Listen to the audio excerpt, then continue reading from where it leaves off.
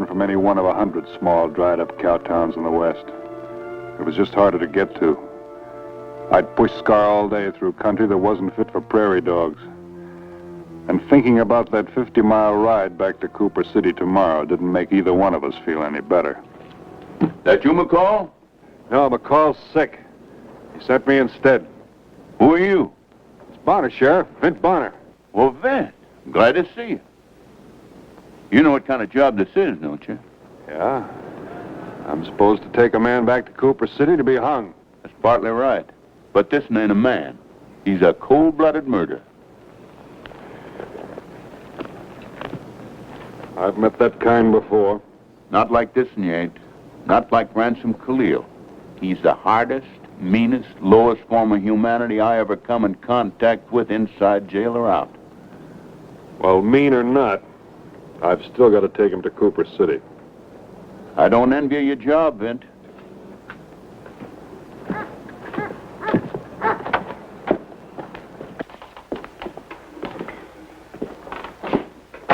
I suppose you got the papers? Right here. Here's a warrant for his transfer and my identification as temporary deputy. This could be more temporary than you think. Would you like to meet him? Tomorrow will be soon enough. I'd like to get over to the hotel and get a meal and a good night's rest. My horse is tired, too. I think you ought to meet him tonight, just in case you don't show tomorrow morning. I'll understand why. Is he all that tough? He's that tough. Bedrock, nothing else. Let's meet him. Khalil. What do you want? How'd you like to meet the man that's going to take you back to Cooper City? I already met McCall. But this ain't McCall. The game's on me, Sheriff. Well, look at him. Sheriff McCall wasn't able to make it himself, so he sent Mr. Bonner here in his place.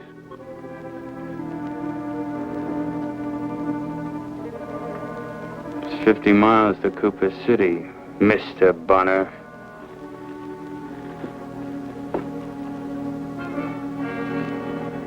You can take it one of two ways. Riding a horse or being dragged by one. Real tough, ain't you? Real tough because you got the law behind you. I'd just as soon take you back dead as alive. I knew the storekeeper you murdered. He was a quiet, harmless man. I heard all about it. He had a wife and 4 kids. Anything else you got to tell me? No. Nothing else.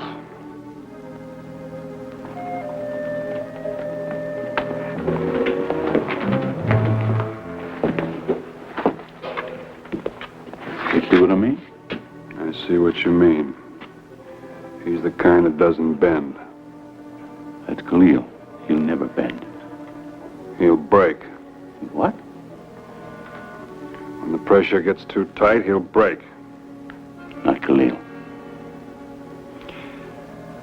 Maybe, maybe not. Vint, while you get in room over at the hotel, I'll take your horse down to the stable and see that he's curried and fed. Drop around later. And I'll do that, and I'll buy you a drink. Because you're taking a load off my back. A big one.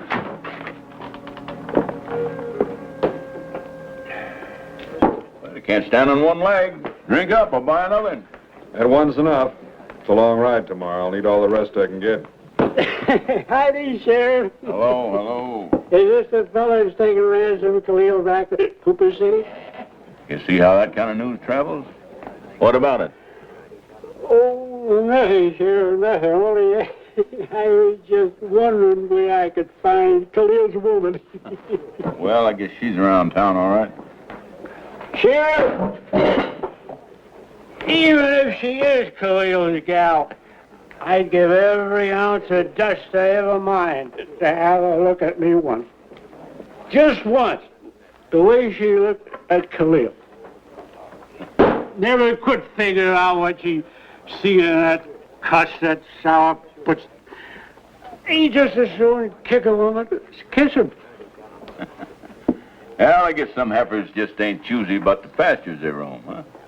Well, this one can roam my pasture any time of the day, Sheriff. Any season of the year.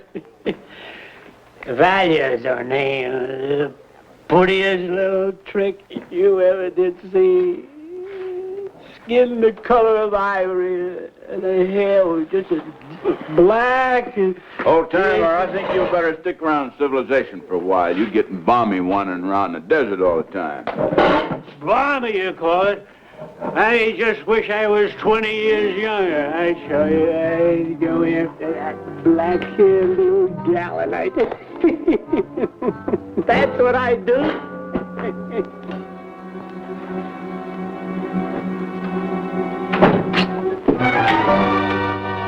Howdy.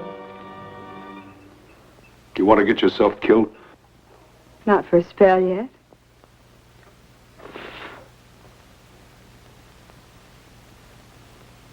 Oh, do you mind if I put my hands down, Sheriff?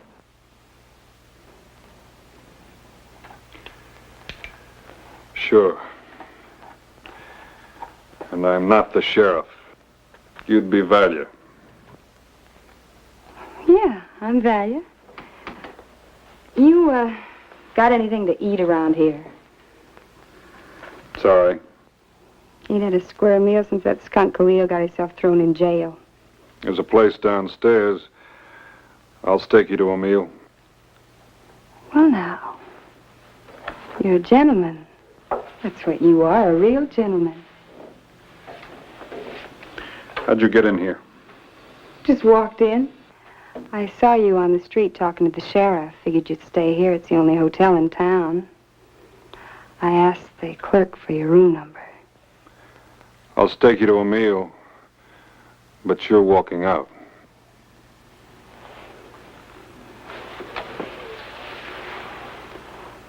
You mean you want me to go? That's the idea. I don't have any place to go. I can't go back to my folks. Well, they'd tan my hide. I don't know where they are anyway. What about Khalil?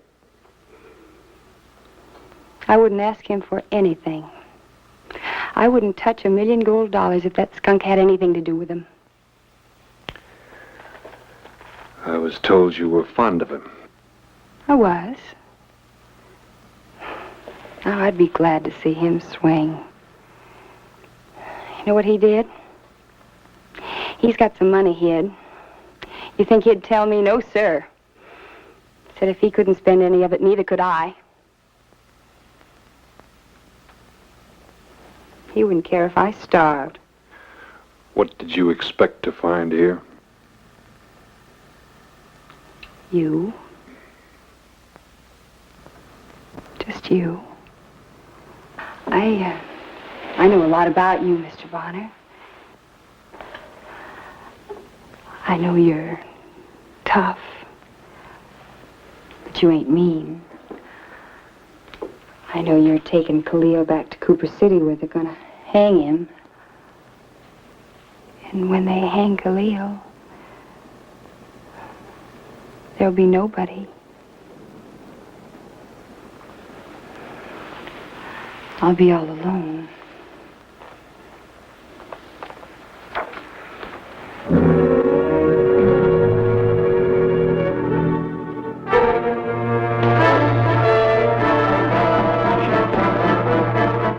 I'm Khalil's woman. Know what that means? I'd be willing to kill anyone who tried to hurt him.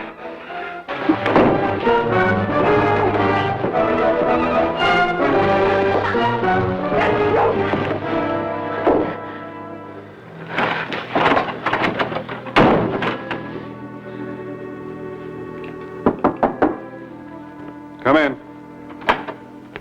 Say, Vint. Hey, see, you had company. Khalil's girl. Did she do that? Just a scratch. You know something? She's just as bad as he is. Tell you one thing.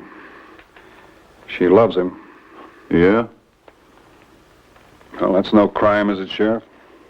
No, but what she done to your shoulder is, I'll scour the town and throw her into jail. Forget it. What'd you say? I said forget it. long as I don't press charges, you can't put her in jail. But I don't want her in this town. She won't be long after Khalil leaves. As long as he's here, she'll be thinking up schemes to get him out. By the way, Sheriff, who's minding the jail? Hey.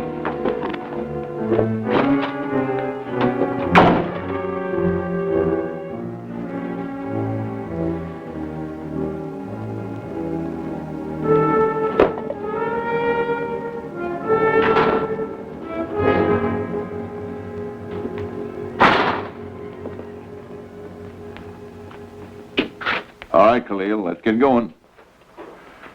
Why? I ain't interested in rushing this thing.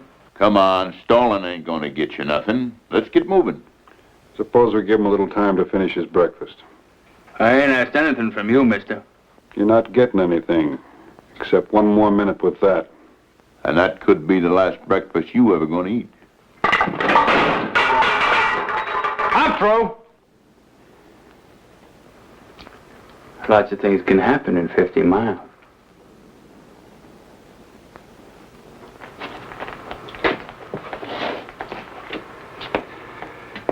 I'm ready whenever you are, mister. I'm ready.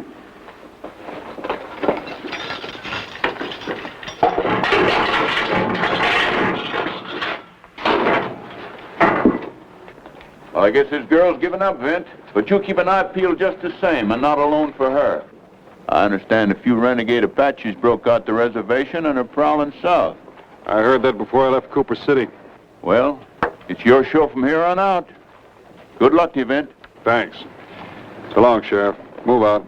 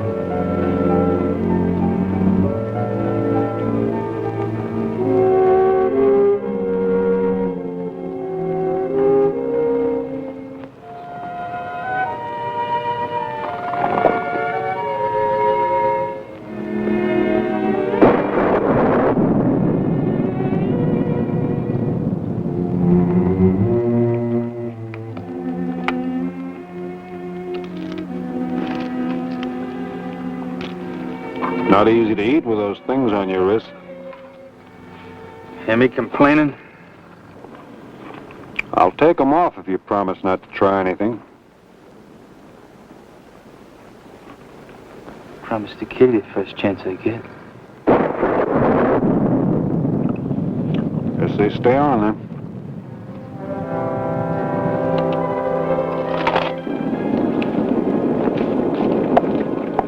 Hold it.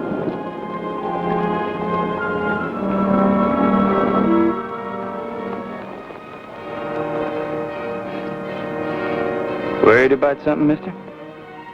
Not particular. I know different.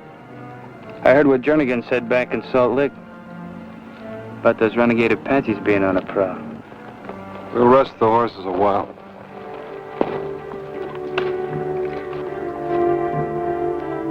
I said we'd rest the horses.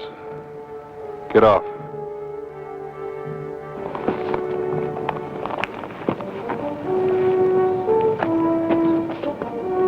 Over there.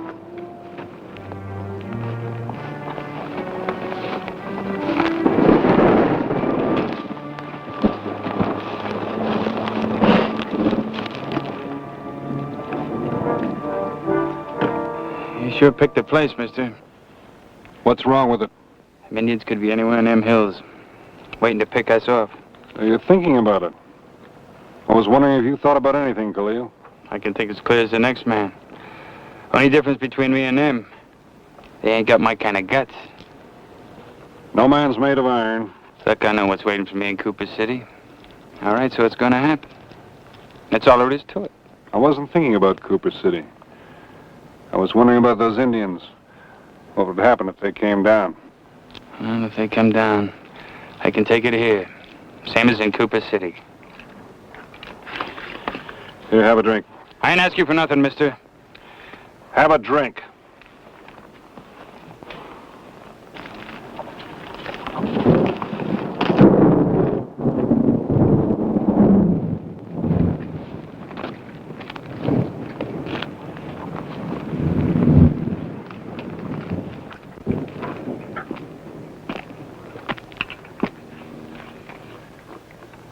We're gonna be here a while. You're wondering about me, ain't you, mister? You're wondering that maybe down deep there might be some of me in you. In everybody. Scares you a little, don't it, mister? I wouldn't trade places with you. You'll get yours. You see, you and me are more alike than you care to admit. I just had the guts to stand up and take what I wanted. You'd do the same if you thought you could get away with it. Anyone ever bother to tell you the difference between what's right and what's wrong? What's right and what's wrong? Now, there's a laugh. I guess even that measly storekeeper was right according to the way you look at it. He was a family man. He wasn't doing anyone any harm. He was greedy, like a weasel's greedy. Buying at one price, selling at another, and hoarding his money. You're not even faintly sorry you killed him, are you? I'm just sorry I got caught. What about his wife and children? They're none of my outlook. Khalil, you deserve to be hanged. I ain't begged for nothing, have I? I ain't weaseled or broke. Hang? Hang and be damned. Get on your horse. On your horse. You know, Khalil, you judge by a yardstick you don't use on yourself. Yeah? What's that supposed to mean? That girl of yours. Nice twist of female flesh, wouldn't you say? She risked her life for you last night. She'd done a better job with that knife. Maybe I'd be grateful.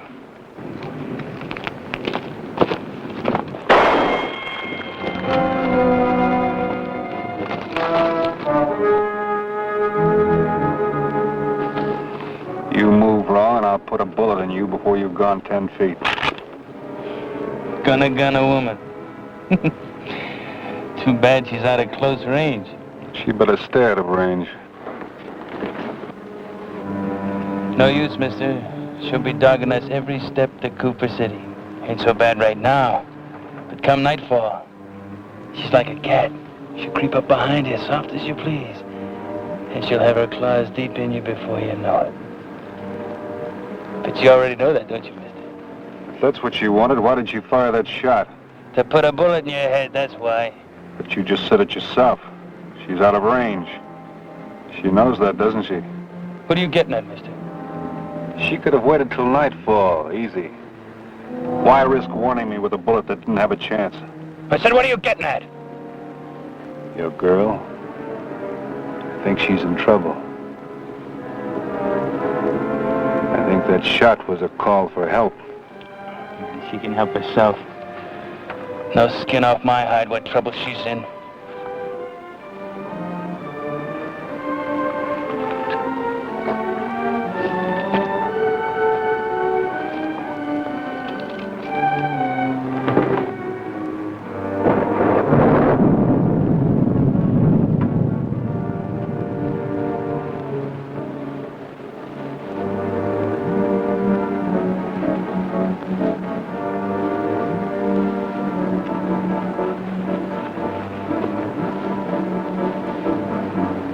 That's far enough. Drop the gun. I gotta talk to you. Not with that gun in your hand. Drop it. I can't. Go on. Put a slug in her. If you can, mister.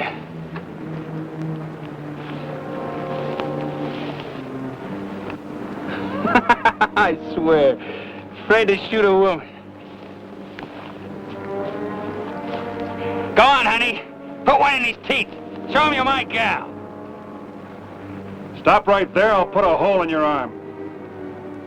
That's better. Now drop the gun. I think I better hang on to it. Why do you think I came down off that rock?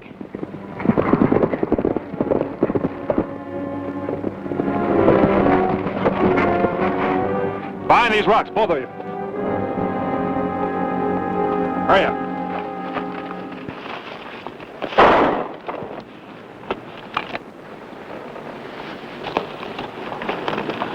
How'd you get out here without a horse? I busted its heart, getting away from them. I had to. Know what they'd do to me if they... Yeah, Do I keep the gun? keep the gun.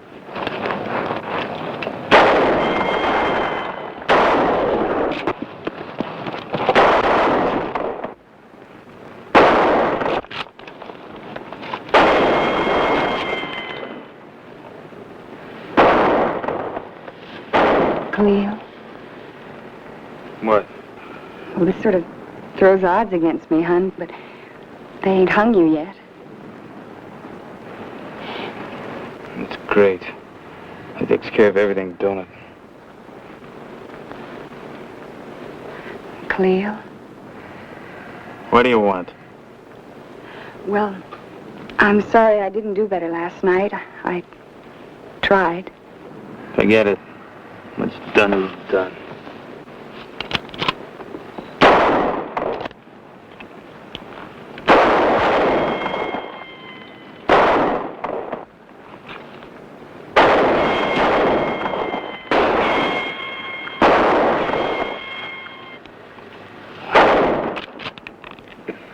They'll pick the horses off easy.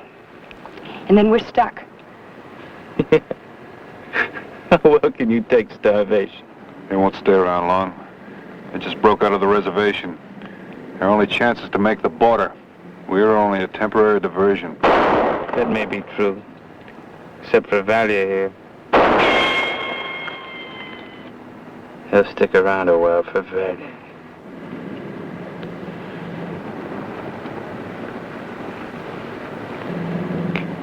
Yeah, I guess they might.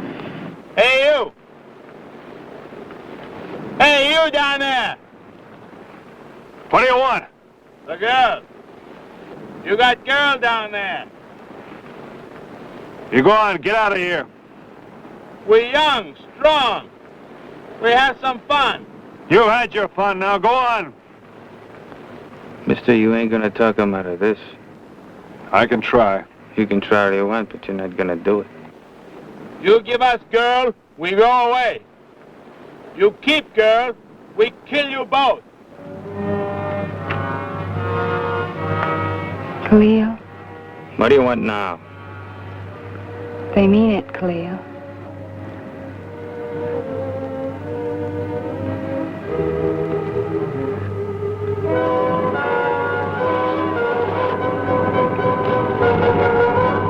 Valia! Valia! Valia, listen to me, get back! Do as I say, get back! Valia, no!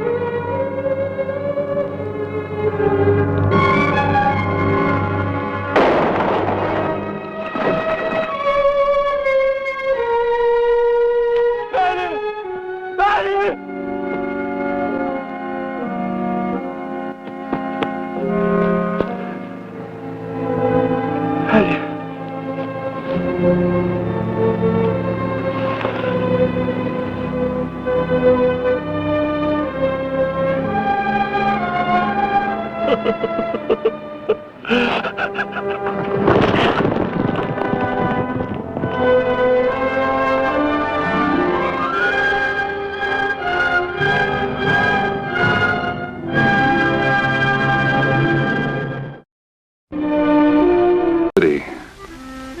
Well, not so quiet today.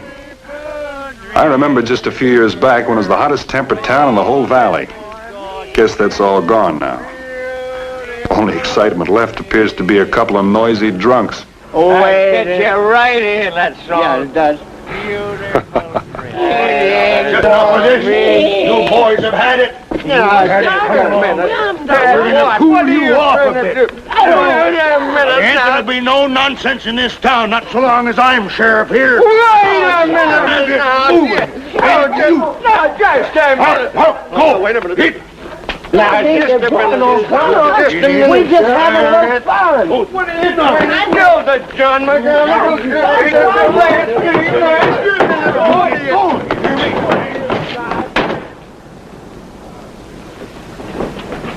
And if there's a sound out of either one of you, I'll crease your skulls permanent.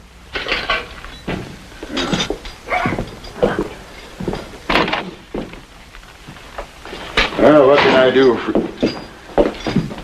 My golly. Vint Bonner. Heck, Partridge. Why, you old rustler, you. Never thought I'd see you again. How many years it been? 5, 6? Long haul. And you're still the sheriff of Quiet City. Sure I am. Why? Did it surprise you? No, not at all. Wouldn't be the same without you. Sheriff Partridge in Quiet City. Well, I admit it's been a long time. 37 years. Well, what brings you to these parts, Vint? Little favor for Tim Parker. You remember him? Tim? Oh, sure. What's he got into? Among other things, a big hunk of acreage down this way. He asked me to come down and sit on it till he got here. Out toward Fulton. Oh, Fulton. That's farmland. That's all you ever see around here now, Vint. Nothing but farms. Times change. This town's changed, too. Main Street's 4 blocks longer, and houses run all the way down to the creek. There's a lot of people for one man to keep towing the mark. When's the last time he had a shooting here? What difference does it make when the last time was? Point is, next time it'd be 5 minutes from now if I didn't walk up and down the streets all day and half the night, keeping the peace like I always done. Well, how long is it? Oh, how do I know? I don't put 'em on the calendar. You know as well as I do that if I walked out of here without my gun on, those varmints would start killing each other and me before I could even get that door closed. Now, heck. Don't you heck me. You been talking to Buzz or somebody? Buzz? I've only been in town 20 minutes. He must be grown up by now. He'll be 25 in November, but he won't be around here much longer. He's clearing out. He's going east. How far east? Plenty far east. Vint, you know what he said? He told me to take my sheriff's badge and put it in my hat. Buzz did? What do you think of that? All these years I've been keeping peace in this town, figuring that he'd go on keeping it after I was gone. And he decides to run out on me and become a lawyer. A lawyer? You know, how do you like that? A lawyer when he could be sheriff after me just for the asking. I can't even talk to him anymore. Somebody said he'd seen you ride into town, Mr. Bonner. It's good to see you again. Buzz, holy smoke, boy, you're bigger than me. He's bigger than his britches. You're all ready to walk out on me. Packed up and waiting on the stage. Pop, I'm not walking out on you. Then what do you call what you're doing? You know what I'm doing. I've explained. Tried to, anyhow. Hasn't been a shooting here in over 2 years. 2 years? Because I put the fear of the law on them. Because there ain't a man in this town don't know he's got me to answer to if he breaks the law. That's why there ain't been no shooting. Well, it's not so, Pa. Because the people here have changed. Changed? Seems that's all I've been hearing the last few weeks. What do you know about people? What people you ever seen except the ones right here in Quiet City? Well, they're the ones who've changed. Pa, the country's growing up, and I want to grow with it. Go on. Go east. Be a lawyer. And come back. Hang up your shingle. I'll even give you a room. But do you know who your clients will be? They'll be bums out of my jail. Bums I put in there for shooting other bums. And you'll see. You think you can still remember how to discharge them firearms of yours? Get your things together and come with me. What are you talking about, Doc? Out to Jace Norton's place. His hand just rode into town spouting dust a mile high. What happened to Jace? He's been shot. Shot? A hand says Joe Clapper done it. Says Jace is in pretty bad shape. I'm heading out there now. You want to come along with me in the rig or go on ahead?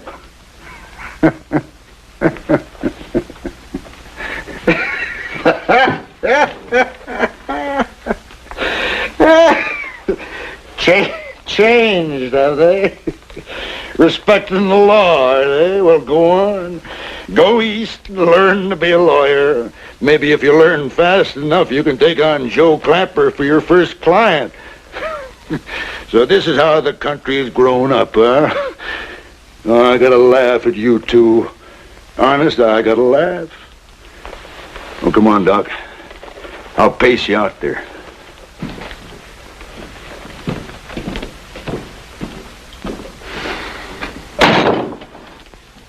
You see how he is, Mr. Bonner? He won't listen. He won't give an inch. He'd rather there was still shooting and killing going on here in Quiet City. You know that? You put that a little strong, Buzz. Well, it's true. As long as people break the law, there's some use for him. The minute they begin abiding by it, he's not needed anymore. And don't you think he knows that? What's a man gonna do when he's not needed anymore? That's a question we all have to answer for ourselves sooner or later. Say, didn't Norton used to have a place over by Tim Parker's uncle? Well, he still has. You reckon your father'd take it amiss if I rode over and offered to help? I don't know, Mr. Bonner. I couldn't tell. You just saw how he is. I'll see you later, Bud. Yeah. Yes, sir? My name's Bonner. I came by to recognize you, Mr. Bonner. Seen you around these parts some time back. I'm Abe Norton, Jace's brother. Oh. How is Jace? Dead. Leaving a wife and youngster and only a hard-scrabble farm to work. Dead over an argument over a fence and a couple of cows. Mighty high price to pay for a couple of loose boards come off a fence, wouldn't you say, Mr. Bonner? Which way did Sheriff Partridge go? North. He figured Joe might be making for that old abandoned trading post up there. I'll ride over and see if there's anything I can do. What can you do, Mr. Bonner? Repair the broken fence? It's a little bit late for that.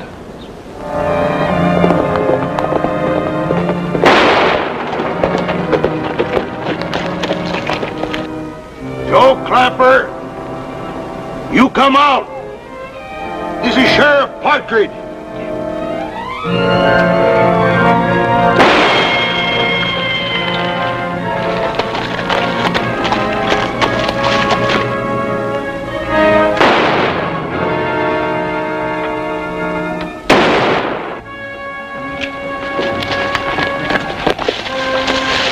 Me, Heck. Right behind you. Come on over, Vint. Keep low.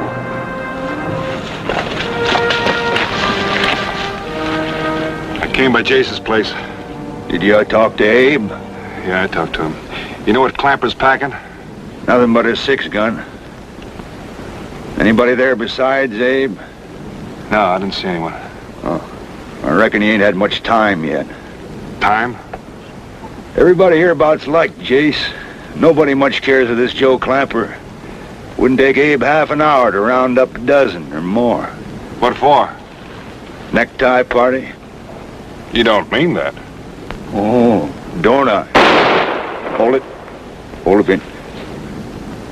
Joe Clapper, I know where you're at. I know what you're packing. You don't stand a chance. You want to close in? No, he's still got some slugs left. Well, the sooner he's out, the sooner we can take him. All right, Vin. You go on around. I'll keep you covered. On my way.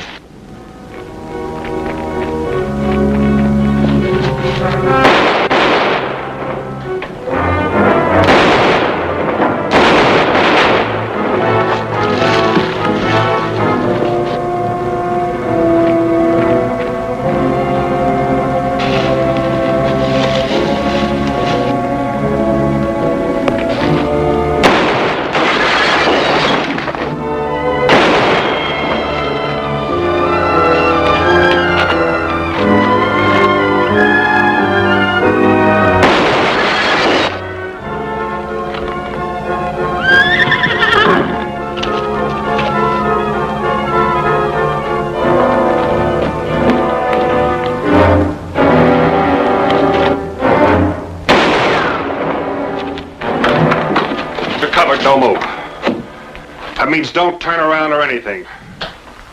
Who are you? That's Bonner. Bonner? What are you doing in these parts? The main thing I'm doing right now is disarming you. Throw your gun away.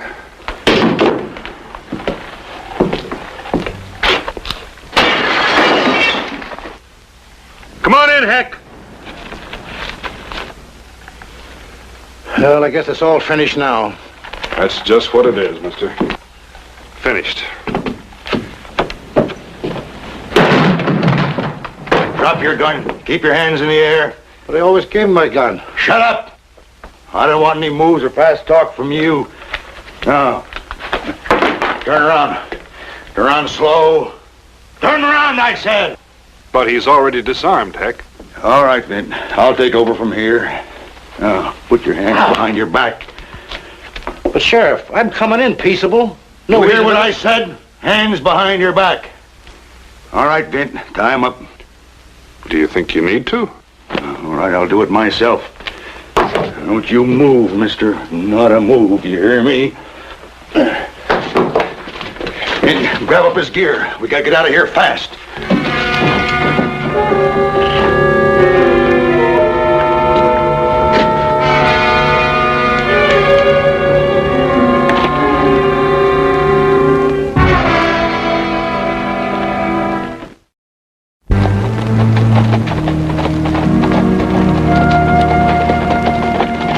This way, Vint. Aren't you going to take him into Quiet City? I said this way. We'll take the Crick Road, cross her behind the jailhouse and sneak him in the back. By now, Abe Norton has a man behind every tree along that road. All right, Heck.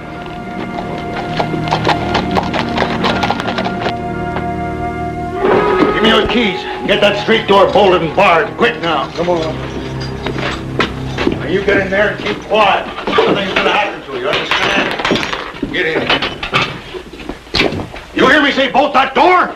Sure. Reckon you'll have to stand with me a little longer, Vint. What are you getting those for? Protect our prisoner from mob action. Heck, don't go imagining things. I ain't imagining anything, Vint. I know this town. We should by now. Here, how about you, Mr. Lawyer? Oh, do you mind telling me what all this is about? What do you think it's about? Lynch mob. Your pa thinks Norton's brother might be... Think? I know, Abe, and I know what the people of this town felt about Jace. And I know what they feel about that no-good critter in there, too. And they're probably gathering together in the street right now, planning to break in here and take him away. When was the last time you had a lynching in this town? I don't care about the last time or the next time. There's not going to be a lynching here as long as I'm sheriff. Now, will you two stop arguing, and will you cover the back door? Buzz and I'll cover the front one. I got enough ammunition till Judge Wilson comes here on his circuit to cover them. Oh, you're making this whole thing up. You haven't heard anyone say anything about a lynching. Say anything? Why, you young fool, do you expect them to come in here and make an announcement? Don't you think I've been sheriff here long enough to know lynch fever when I see it? Just what did you see, Heck? I saw plenty. And I heard plenty, too. Well, what? What's the harm in telling us, Pa? I ain't a witness for your cross-examining, Mr. Lawyer. But I was only asking, Pa. I heard you asking. And you're asking an awful lot for a young squirt. Mr. Bonner, you were out with him. Did you hear anyone say anything about a lynching? You trying to make a liar out of your pa? Is that what you're trying to do? You flea-bitten young whippersnapper? What are you aiming to do, asking him whether I'm saying the truth? Why, you're still growing up and you're ready to go east, but I'm your pa, and I can whale the tar out of you any time I got the mind to. Now you keep your mouth shut until you're told to say something. Now take this gun and try to do something useful. Where are you going? Out of here. For good.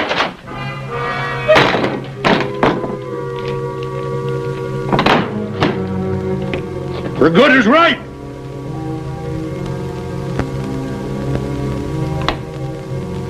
All right, then.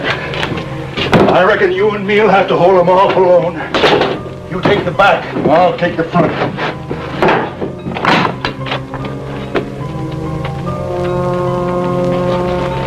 Are you walking out on me, too? Heck, come here a minute. Huh? Come here.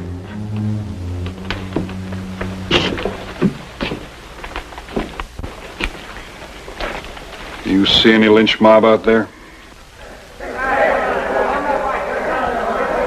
What do you call that? What? That? Those two youngsters playing marbles? Those boys? Youngsters. Boys. The sun finally get you, Vin? Will you call that a church dinner or something? No lynch mob, huh? I'll show you.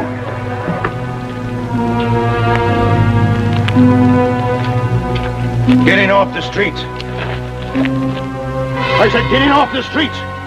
Every one of you. I aim to see you men dispersed and this street deserted by the time I count 3. Mr. Partridge, There'll be 1 or 2 of you lying dead in the ground. Now get off the streets. Heck, for Pete's sake. I know what you're after, Vid. I know why you come riding after me. You said you saw Jace. You said you talked to Abe. You joined up with him, didn't you, against me? Heck, you know that's not true. That's why you wanted us to ride down Main Street knowing that Abe was there with them lynch ropes on their saddle horns. But you won't get him, Vid. None of you here will get him. Hear me now? I'm talking loud. I'm talking plain. You can understand me, can't you? None of you here will get Joe Clapper without killing me first. That's what I said. You'll have to kill me first. And if you try it, some of you won't be alive any longer than I will. I represent the law here, and I aim to uphold the law no matter what. Pa, what are you doing? Don't you come at me, Buzz. If you join them lynchers, Factor, my son won't help you one bit. Hold it, Buzz. Don't get too close. Any one of you think I still ain't sheriff around here? Let him take 1 step closer. Let him put out a hand to take Joe Clapper. Nobody wants Clapper. Don't you see that? I'm warning you, Vin.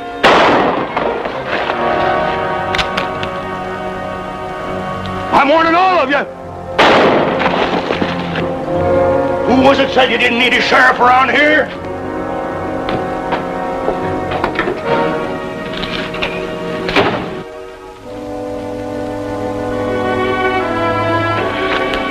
He's shooting at me. All of us, his own people. What's wrong with him? That's hard to say, Buzz. Your dad was a tower of strength in the old days when he was needed. Nobody appreciates the idea of being thrown on the scrap heap, worn out, useless. What do we do, Mr. Bonner? I don't like the idea of him being alone. I'm going around back. I'm going with you. Come on.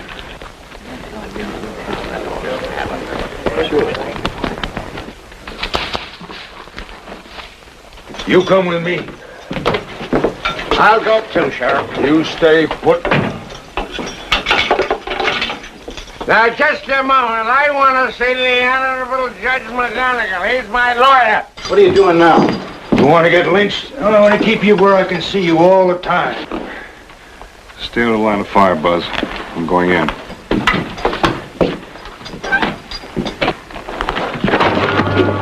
I got you covered. Drop the rifle. I don't want to have to shoot, Heck. That's the only way you'll get him, Vin. Drop the rifle. You'll have to kill me. Kill me, or get out of here, or get killed yourself. Now, Vin. Right now. He means it, Vint. Look at him. Look at his eyes. Get out of here, Buzz. He shot at me once today. He'll shoot at anybody. Move. I'm only giving you another minute. You better listen to him, Vint. He doesn't know what he's doing anymore. I think he does.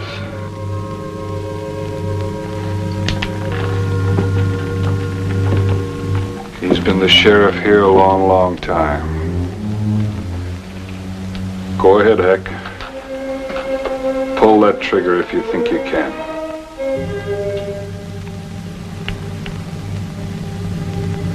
Why did you have to show up? It's all your fault. You had to come to Quiet City and kill everything for me. When you rode into town this morning, I was still sheriff. I was still a man. And now, I'm nothing. Nobody. That's not true, Heck. You're still the sheriff here. Sheriff? When lynch mobs are gathering outside with ropes in their hands and killing in their hearts, you call that being a sheriff? That's not a lynch mob out there. And this is the first killing in over 2 years. Those people don't want Clamper. They're perfectly willing for him to stand trial. And you believe that too, son? It's true, Pa. It's not a mob out there. It couldn't be. You've made the law and the office of the sheriff in this town ideals we all look up to. Well, why are you running out on it? I'm not running out, Pa. It's just that there's no longer any need. No need? Well, who'll be there to keep the peace and uphold the law? The people out there. They'll uphold the law by respecting it. Pop, you've done your job. Give the rest of us a chance to live up to it and finish it for you.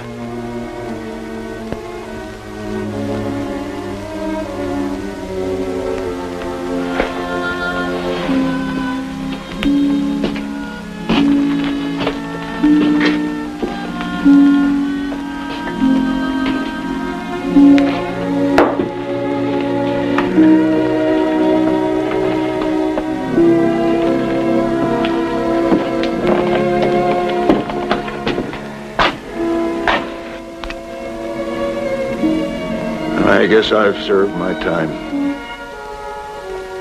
37 years. That's long enough for a job to outwear any man. Especially an old codger who sees things that aren't there.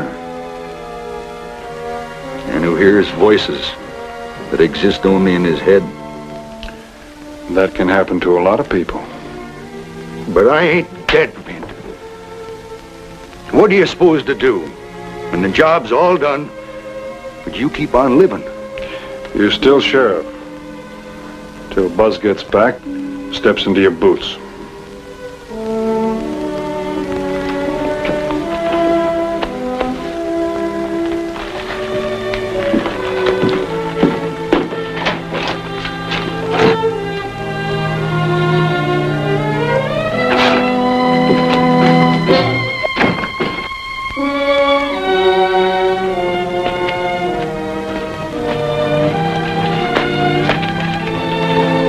How is he, Mr. Bonner?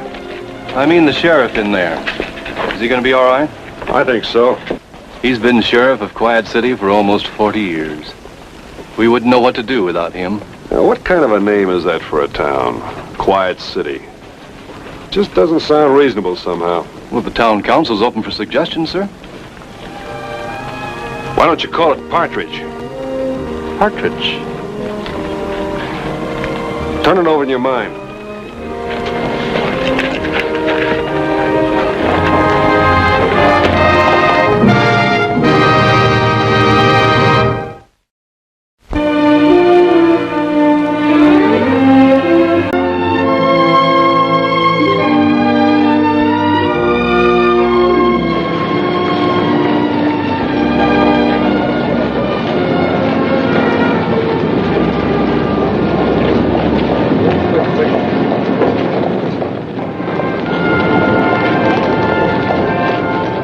So this was Hornitas Town, a lily pure mining camp where nobody gets killed, robbed, or even roughed up.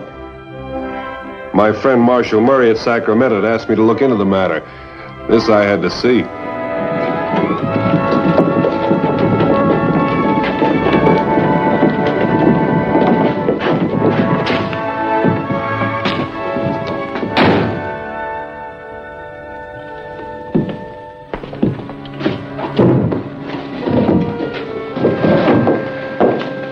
Buenos días, señor. Buenos dias. Could I have some coffee? Sí, señor.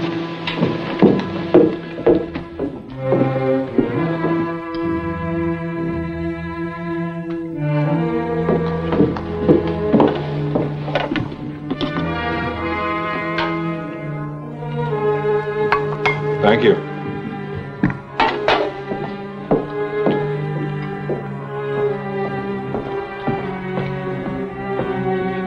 Anything else, senores? Just a check.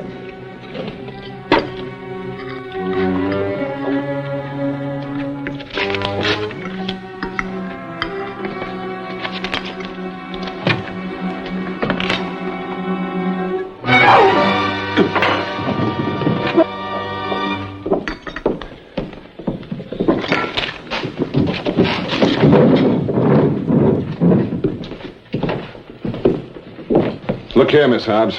What now, Sheriff Riker? You better tell that gal of yours to be nicer to the customers. The way she acts, she could ruin a man's appetite. Well, I noticed that you all finished your breakfast. Huh? Well, put them on my bill. When are you going to pay up? Pay up? What do you call protection for your business? Well, you got law and order. Sheriff, Joe Crockett's back in town.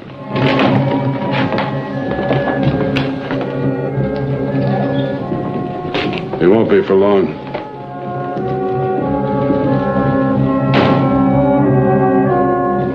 Out of town, Crockett. Out of town.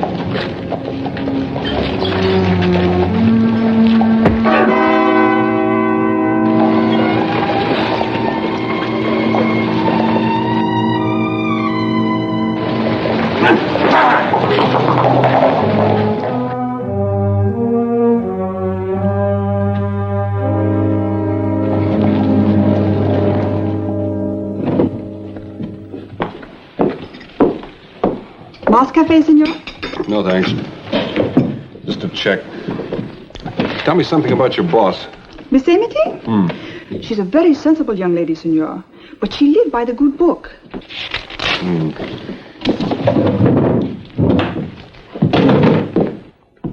Good morning, Miss Amity. My name is Bonner. Good morning. What can I do for you? I'm a friend of Marshal Murray's in Sacramento.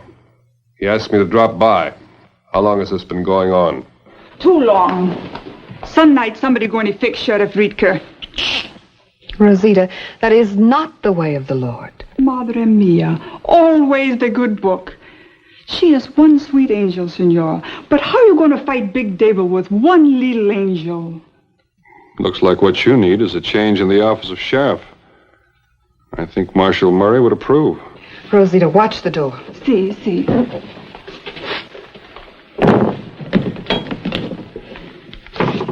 If you can help us, this is all yours. Come again? Well, there's $500 here contributed by the citizens and merchants of Hornitas, payable at my discretion. You mean you want me to wrestle Hornitas from the devil? Do you think you can help us?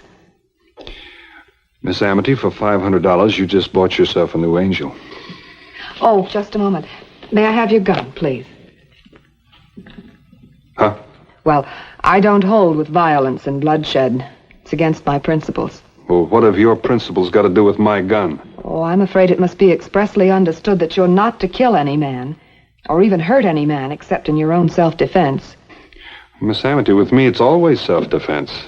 Well, just to make sure, and to guard you against temptation, leave your gun with me.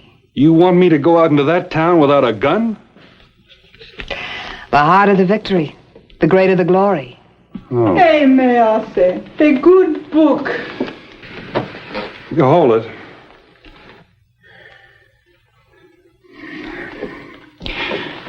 I'd have swore I'd never do this even for my own mother. I'm sure your mother would approve. You're a good boy, Mr. Bonner. Oh, would you be our guest at dinner? Thank you, ma'am. Providing I'm still able to eat.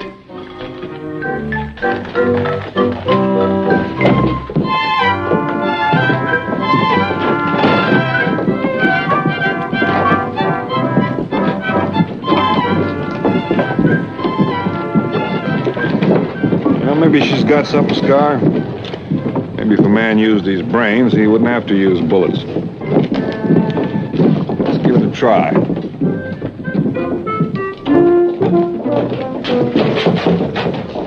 What do you think you're bumping? Yeah. My mistake.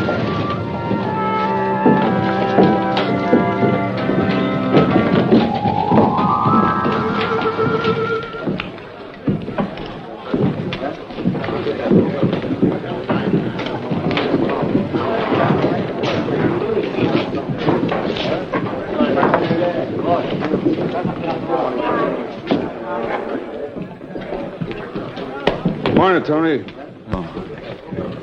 What's this I hear about how you beat up a man that comes to town to see the doctor?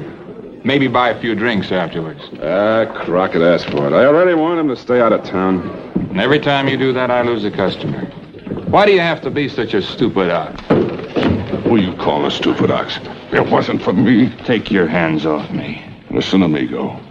You run this saloon and your crooked card games. Don't you ever forget who runs this town.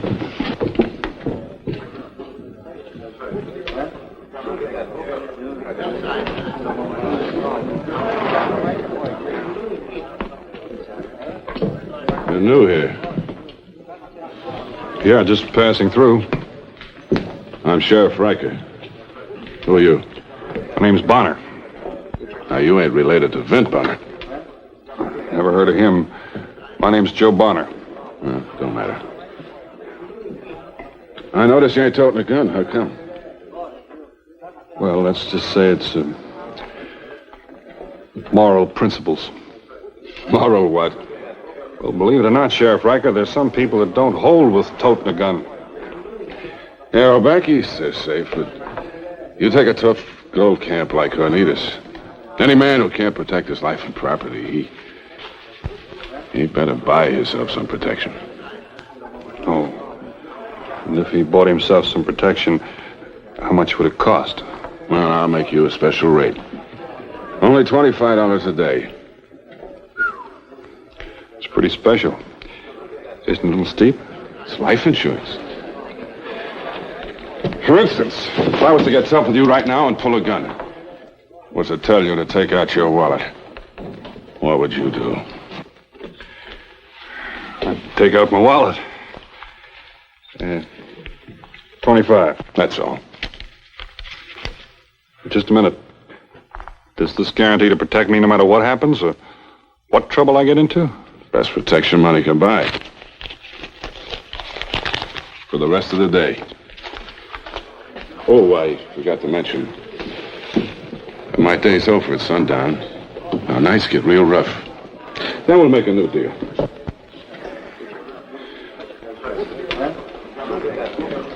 You're pretty smart, Sheriff. Smart enough. I bet you play a good hand of poker. No, I happen to have time for a few hands right now. Come on. Maybe you can win back your money. All right. Tony Molinar, Joe Bonner. Mr. Molinar? Mr. Bonner's interested in a little game. Glad to have you, Mr. Bonner. Much obliged.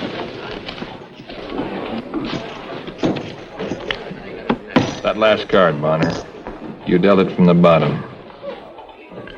I always deal myself an ace from the bottom. Especially while I'm dealing with your marked deck. Marked deck? They're readers. Pick up your hand. You've got kings and jacks, a pair of each. They are marked. How about it, Molinar? I make a suggestion, Bonner. I suggest you give us back our money. Nothing doing. Sheriff, how about my protection? Till sundown, and the rate goes up. $100.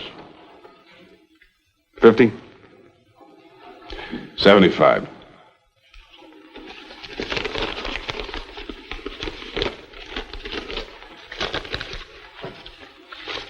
Okay. Pick up your win. I warn you. Why don't you put that away before you hurt yourself?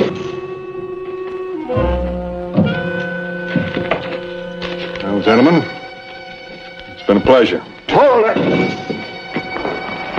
Some of that's my money. I want it. Just because you bulled your way into a crooked poker game? Come across, Chinhorn. Sheriff.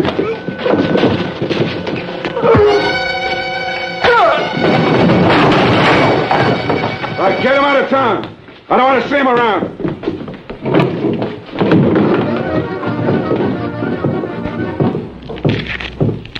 Now, see how it paid to have protection? Yeah, Sheriff, you got a nice system. Good organization, too.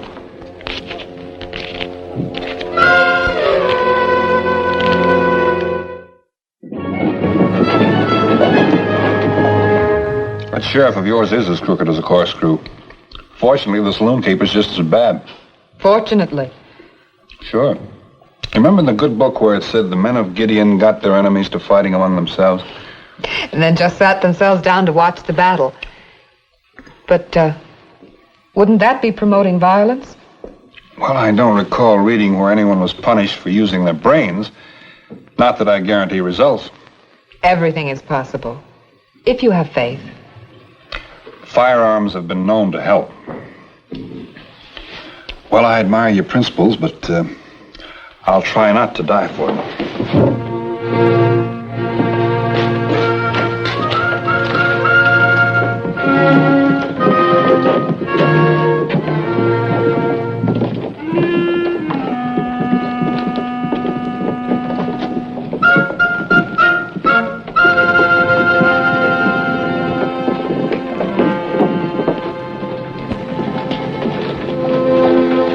Let that horse alone. It's my horse. It used to be. Belongs to Mr. Molinar now.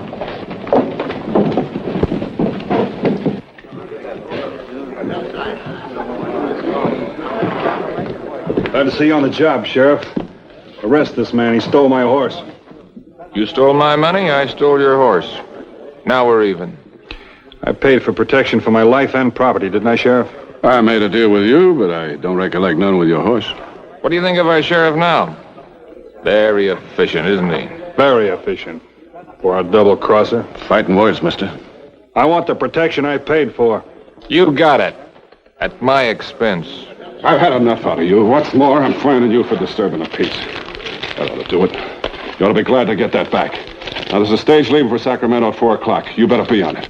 Now, make yourself scarce.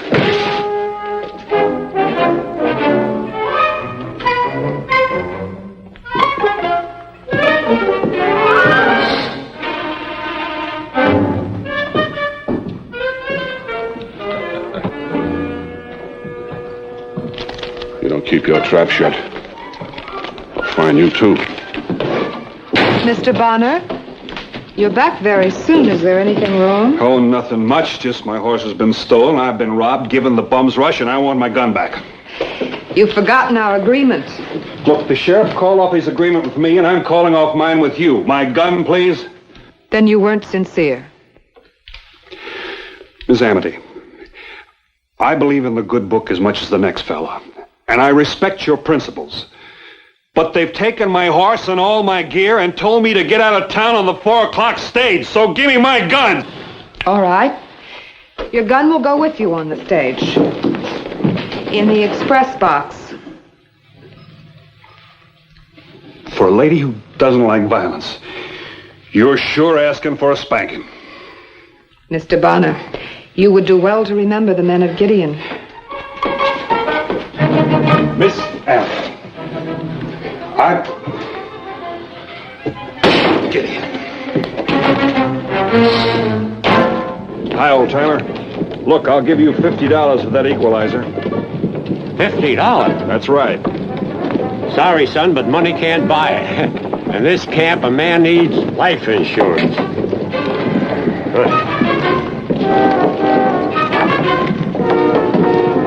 Man of Gideon.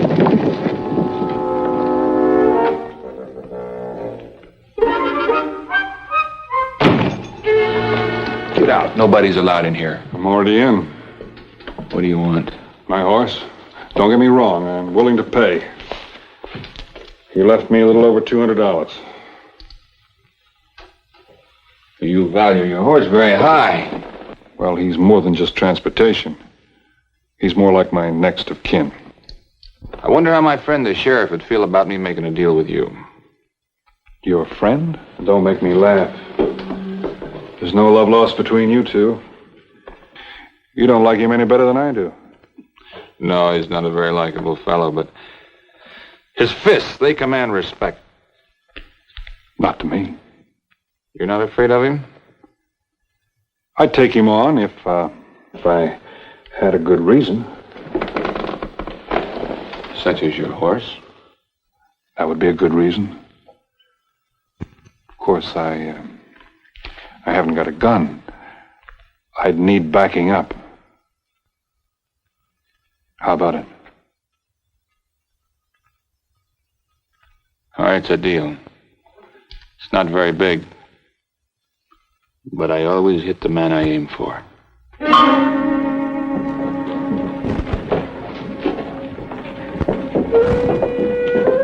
You're catching that Sacramento stage right here. Now go sit down and wait for it. Keep an eye on him, boys.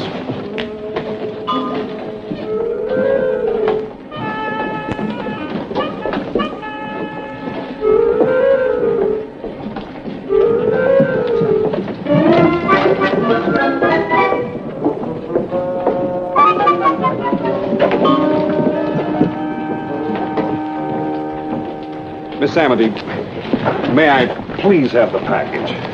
Just as soon as you get to Sacramento. It's addressed to you there, care of Marshal Murray. But even David was allowed a slingshot. It is written, he who lives by the sword shall perish by the sword. For the last time. It is no use, senor. To argue with her is to argue with a rock. So right. She could be such a nice girl if she just weren't so blamed stubborn.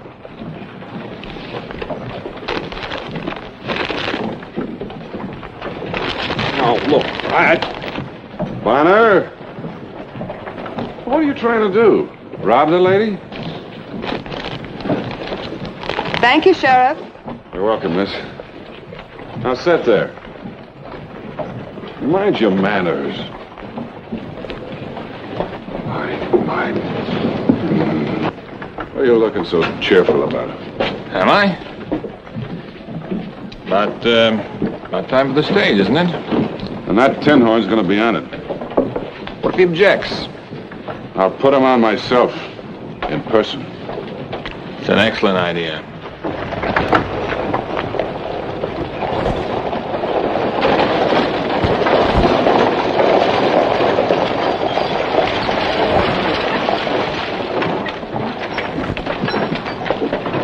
Would you please put this in the express box for me right away? That should more than cover the charges. Keep the change. Thank you. Well, goodbye, Mr. Bonner. And peace go with you. Thank you. For how long? Hey, you. Get a move on.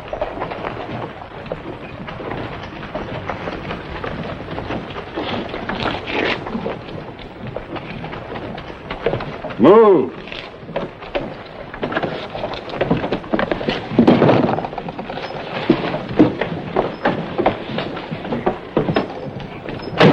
Okay, drag it away.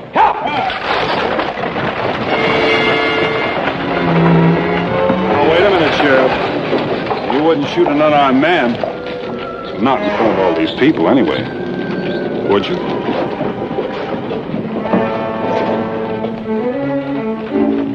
I'm gonna show you.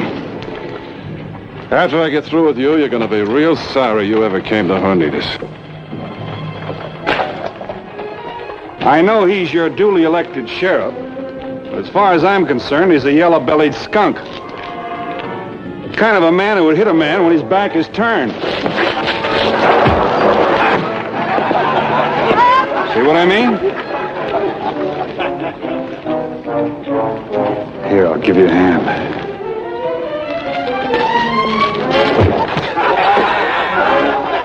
He's pretty awkward, too.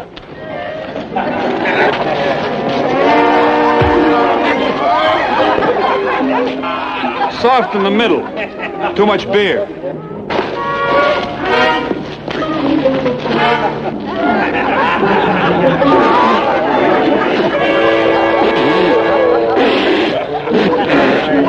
You know better than to kick people.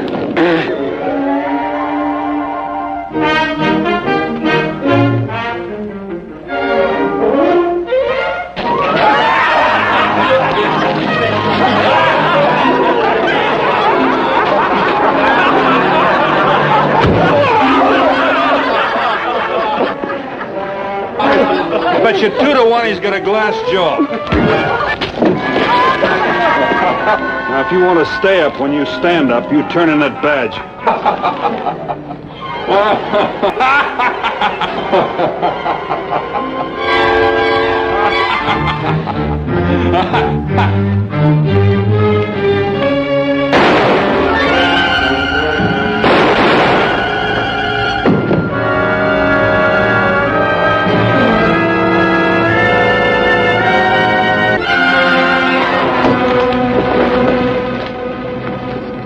He who lives by the sword.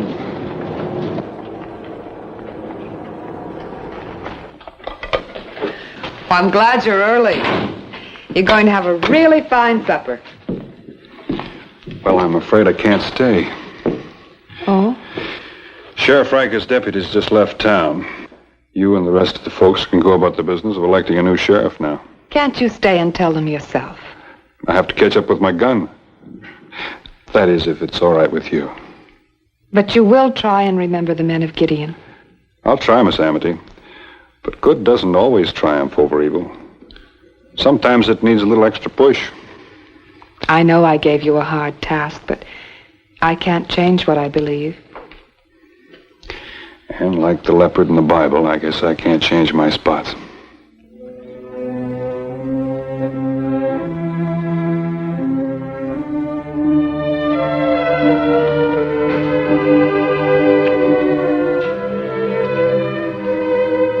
You're a nice girl.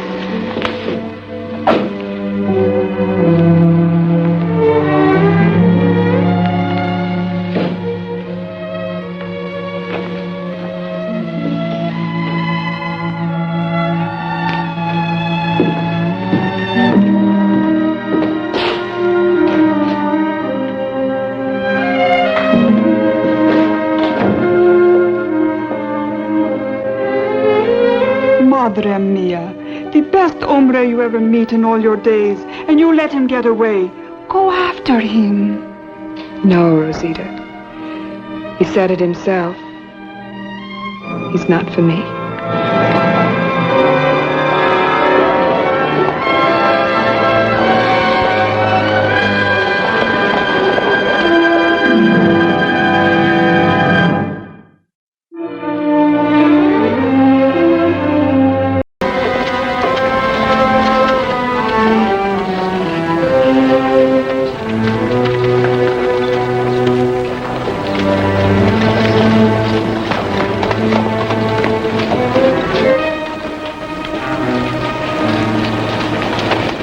What's your horse, mister? Only a quarter. Well, he's a smart animal, but he's never been known to untie a knot. I wasn't thinking of that. It's the perils of natural phenomena. The what? Hailstorms, for instance. I could get him to shelter real quick. Well, now, old-timer, when's the last time you had a hailstorm around these parts? See now. Must be 10, 11 years. Well, I'd say you're about due.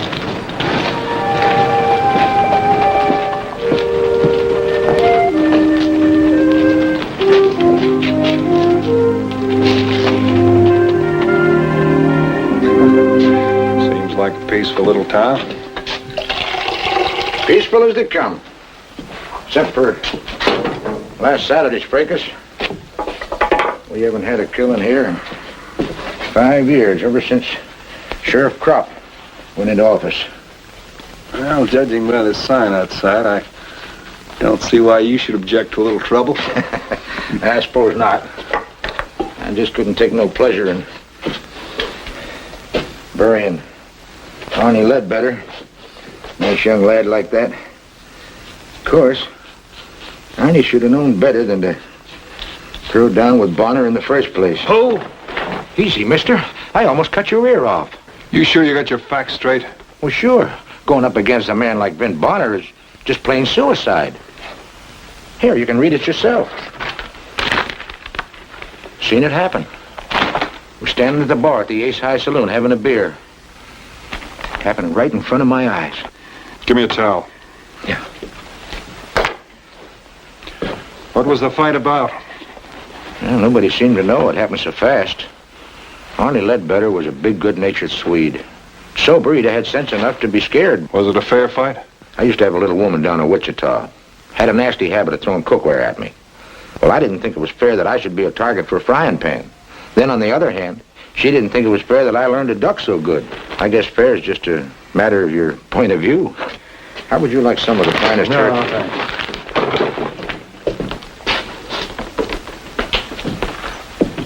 How come nobody tried to stop the fight? Mister, Arnie Ledbetter was a dead man the moment he got into that quarrel. There wasn't no power on earth could have saved him. But why would a man like Bonner pick on a helpless drunk? Well, if you want the answer to that question, you better ask Bonner. I'll do that.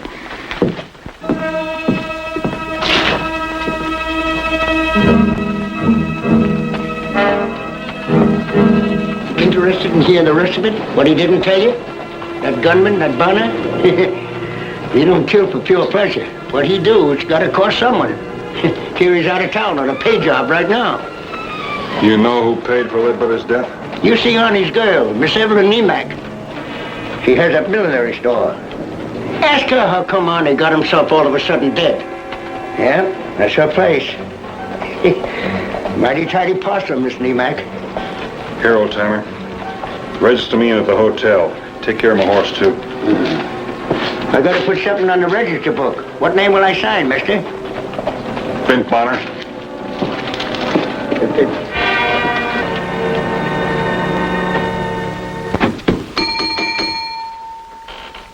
Mr. Beebe, I thought I made it clear I didn't want you hanging around this hotel lobby. I'm not hanging around. I brought you a customer. Friend of mine. Wants your best room. I don't see a customer. You will, Mr. Dibler, soon enough. Check. $1 a day. In advance. Naturally.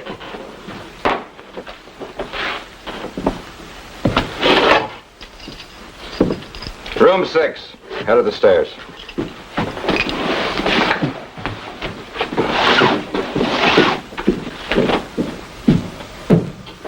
What's this, some kind of a joke? And you, maybe.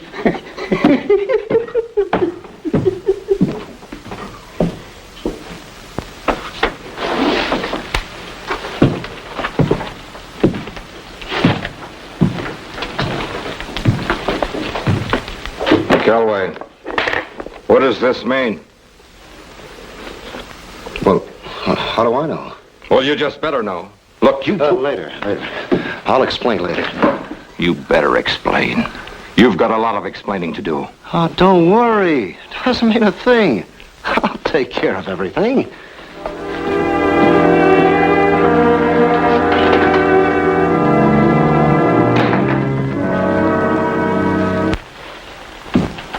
You're not wearing black. If you are Bonner, then who was the other man? That's what I'm here to find out.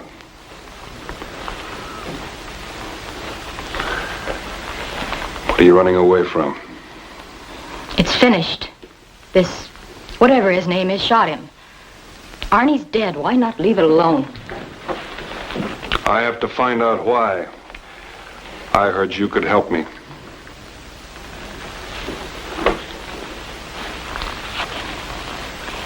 Do you think I'm beautiful? Yes. Arnie thought so, too. Woman can't much help the way she looks. No. No, but she can recognize her own power. And that's what beauty is, you know.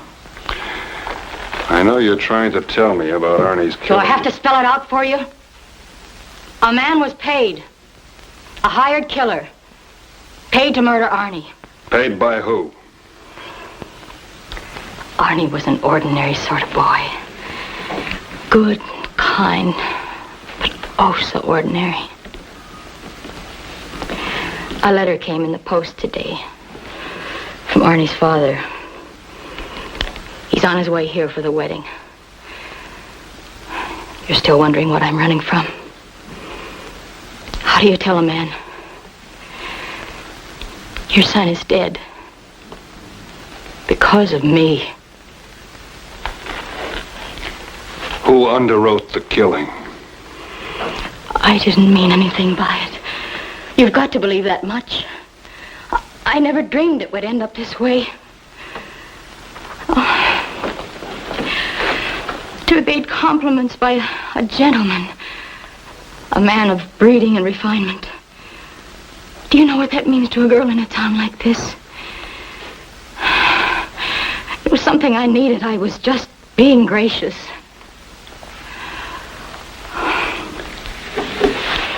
You wanted a name. Elston Dibler, the hotel owner. Thank you. You see why I'm not wearing black. It wouldn't be proper. Even now, I don't know that I really meant to marry Arnie. Maybe deep down, I was hoping, waiting for something. I don't know. Kind of a drastic way to break an engagement.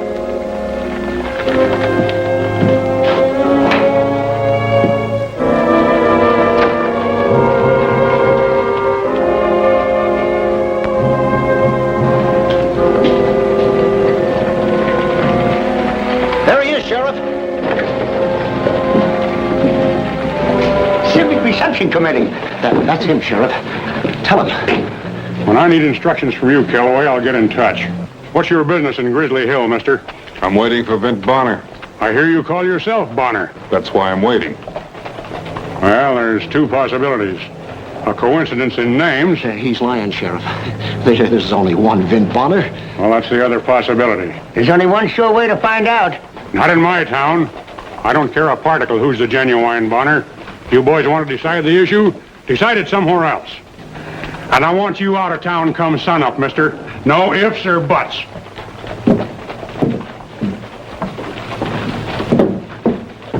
You gonna do as he says?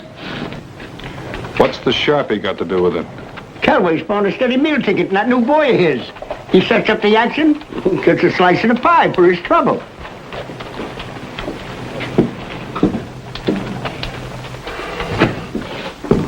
Bonner? I don't wear a gun. What's the going price of a lovesick young Swede on the hoof? I want to make it clear I'm not going to fight you. Of course not.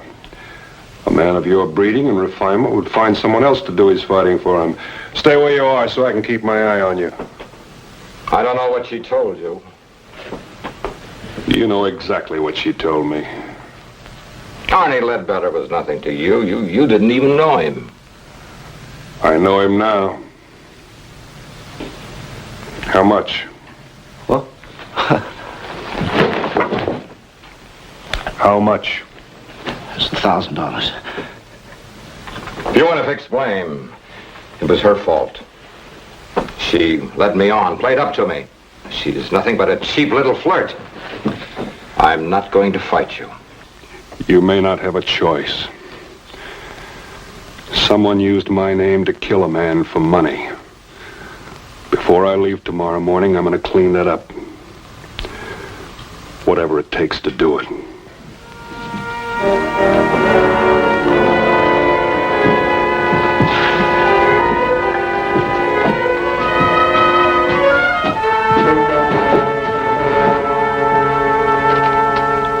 Cost you another $1,000. You dirty chiseler. You and that ringer. None of this would have happened if you hadn't palmed him off as Vint Bonner. Oh, wait a minute. You wanted a professional. Someone whose reputation would guarantee the quality of his work. Well, there wasn't time for my boy to build up a trademark, so we borrowed Bonner's. You got no beef. We delivered. Yeah, trouble. A wagon load of trouble, and by rights it should all be yours. Except for one thing. See, we don't have to stay in Grizzly Hill. You do. Still cost you another $1,000. All right. But get it over with. Quick, no mistakes. My boy will be here before morning.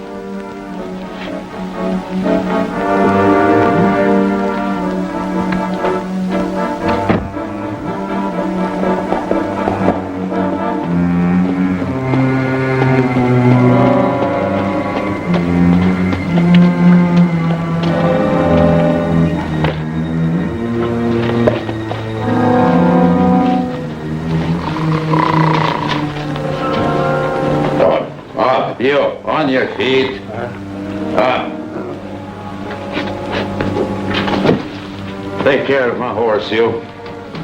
Looks like you took care of him yourself. Just wonder how he can still stand. Where do I find Evelyn Emack? Well, where, I say? Front Street, down from the hotel. You can't miss it.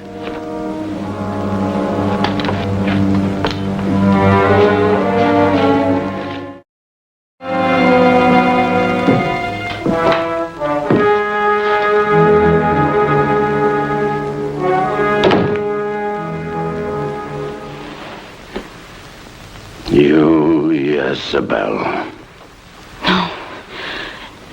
No, don't say that. I didn't mean anything. Against his father's wishes, my Arnie leaves the farm. Not yet 20 years old. I warned him.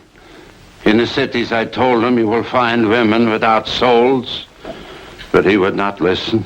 I'd almost rather he was dead than married to such as you. Don't say that. You don't understand. I went by the graveyard. Nothing to show for 20 years, but a wooden marker. Stop it. Where is he? This man who shot my Arnie. This Vint Bonner. Where is he? He's not here. He's away someplace. He will be back. When? I don't know. Tomorrow, maybe the next day. I can wait. To wait is all I have left.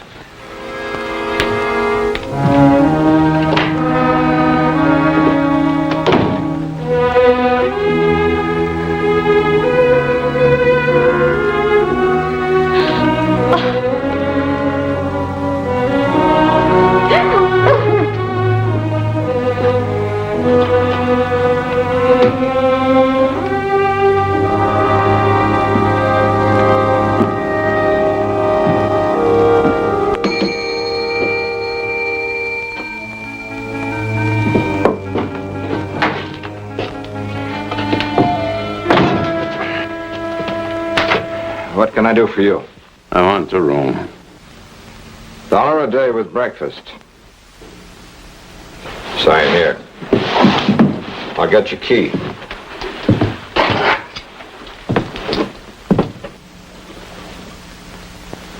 Where is he? What? Vint Bonner. I want him. Is he here now in this hotel?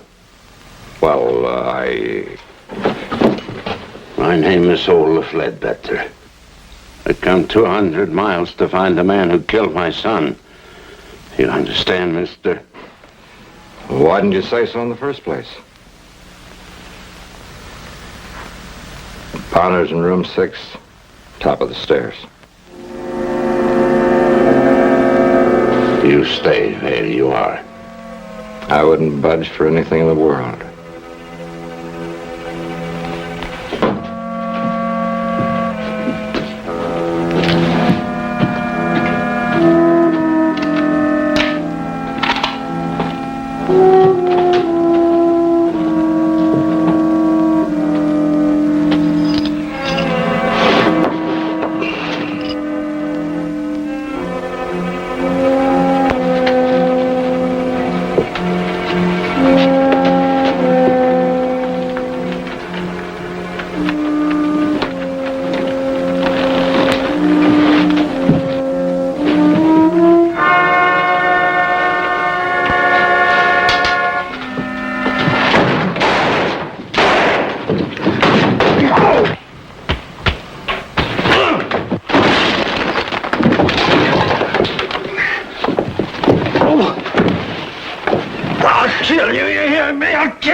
Not today, you won't.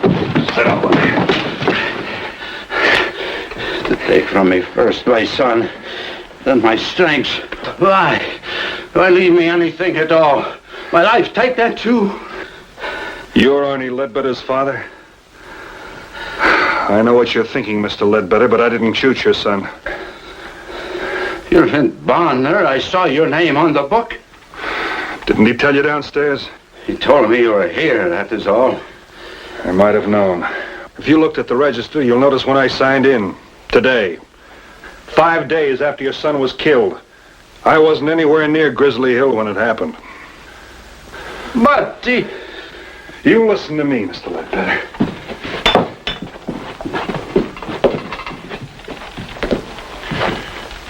You knew who he wanted. You could have told him. You had a gun on my side. What's the good of all this talk? I know what to do. You made a promise to me upstairs. We'd do it my way. I, too, made a promise on my son's grave. There's only one thing keeping you alive. That's a prejudice I have against shooting anyone in cold blood. Well, gentlemen, he's here. He said to tell you that he'll be expecting you on the street, Mr. Bonner, in 5 minutes. If you're not there, he's coming after you. I'll be there.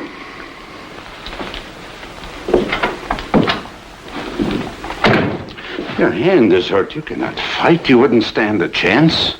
I go for the sheriff. No. Then I fight myself. No, you stay here. Your chance may come soon enough. You're left-handed? No. But there's still one advantage in my favor. What's that? He took my name in the first place because he figured the reputation that went with it would throw a scare into the other fella. Give him an edge. Now he's on the other end. He's up against a man whose name he took. There's a difference.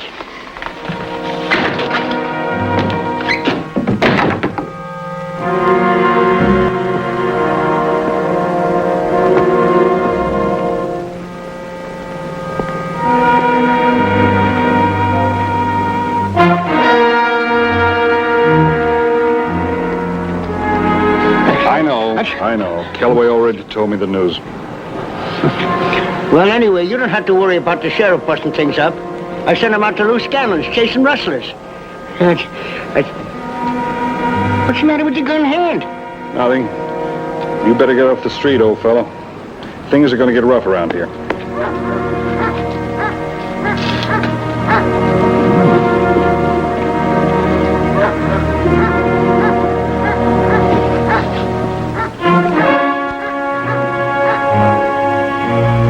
Better start praying Bonner gets himself killed.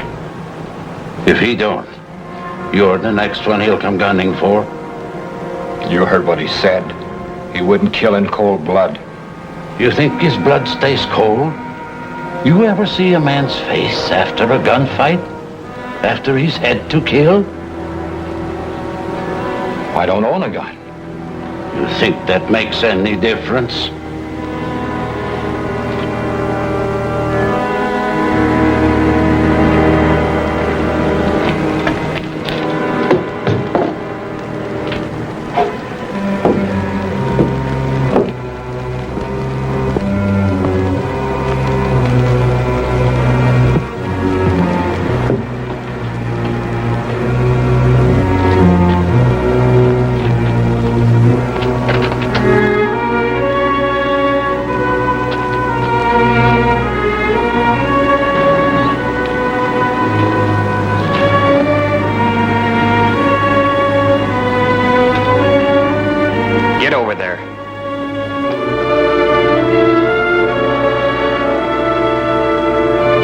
Figure this is the way to come by a reputation honestly?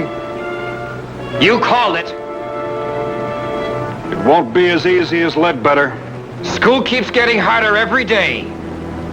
You're young. It's a rough school to flunk out of. Mister, long as I'm wearing this, I don't have to worry about no diploma. Bonner! Look out!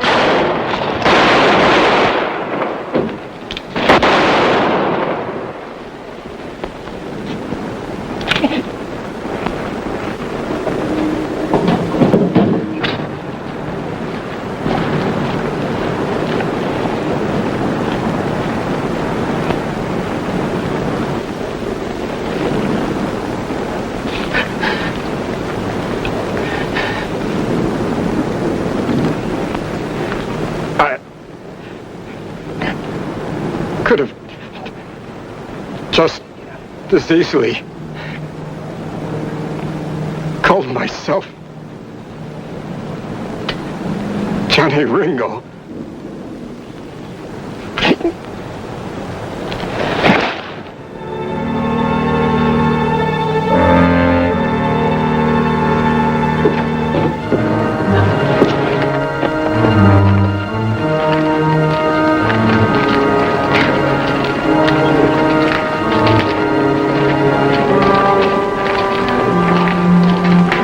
Satisfied? I thought it would help. It doesn't. He's just a boy himself.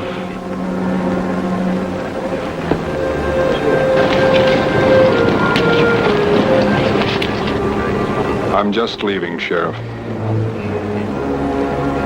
Had him saddled up an hour ago. You had a lot of faith in me. I still do. No charge.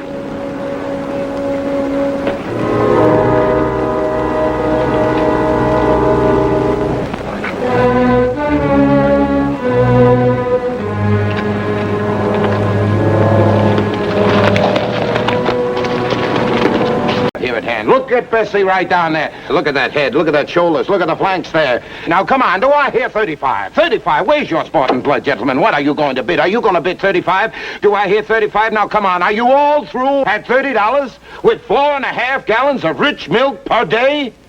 $30 once? $30 twice? Sold to Vint Bonner for $30 right over there. All right, now, come on. Bring up the next item. 30 for Bessie and 300 for the herd, that right? That's right. You sure do plan ahead, Vint. What do you mean, plan ahead? Oh, you know what I mean. You know what I mean, Vint, when you're, planning a little one. I don't know what you're talking about, but I'm buying this herd for my boss, Sam Griffiths. I'm taking him back to the Double G tomorrow. Oh, so you were just acting for Sam Griffith, huh? Of course I was. Now, Vint, look, I've known you a long time. There's no need to keep things secret. When a man's time comes, it just comes, doesn't it? What do you mean, when a man's time comes? Oh, you don't have to fool me. Now, come on. Congratulations, Vint. Come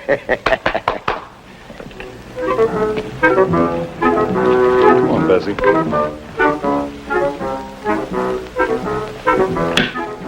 Hear the news, Jonah? Yeah, Vint Bonner finally got a hook. What are you talking about? Just a minute, mister, till I make this move. There, that'll hold you, Jonah. What do you want, Sonny? Look, I just asked you. Wait a You minute, said- wait. My move. Here. Now, what do you want to know? I want to know about whatever this getting hooked means. You're Bonner, ain't you? Yes, I'm Bonner. Well, we all got to go sometime. Got to go where? I don't mind him. That's just Jonah's way of saying congratulations. Yeah, but congratulations on what? When you got to jump, you got to take it. That's the rule. All right. I know the rules. Well, act like he did. Go on, take that jump. Wait just a minute. I want to know about this getting hooked. Just like Grant took Richmond. Congratulations, Bonner. You got what you went after, and she's a beauty. She's a beauty. Oh, yeah. You mean the auction? Yeah, she's one of the nicest cows I've seen in a long time. Cow? Yeah. Sure hope she doesn't lose too much butterfat on that 100-mile walk back to the ranch. Butterfat? He ain't gonna let that little girl walk 100 miles, is he? Butterfat?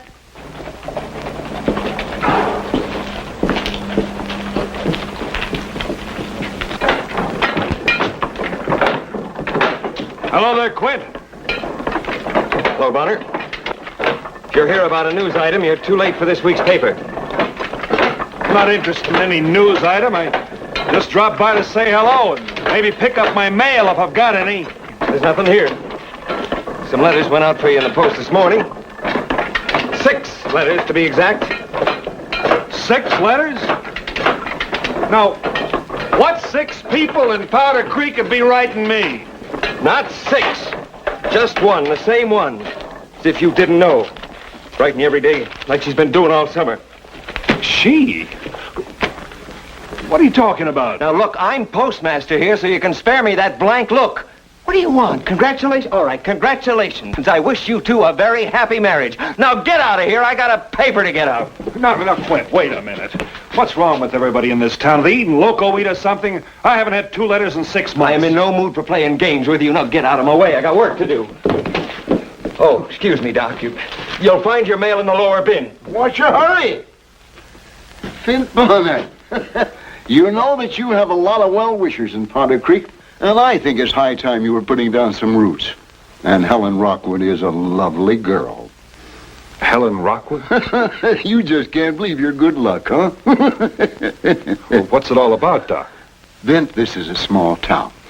Folks just sort of come down here and hang around while Quint sorts the mail. And a pretty girl like Helen ripping open your letters like she couldn't wait another minute. Smiling and blushing over them.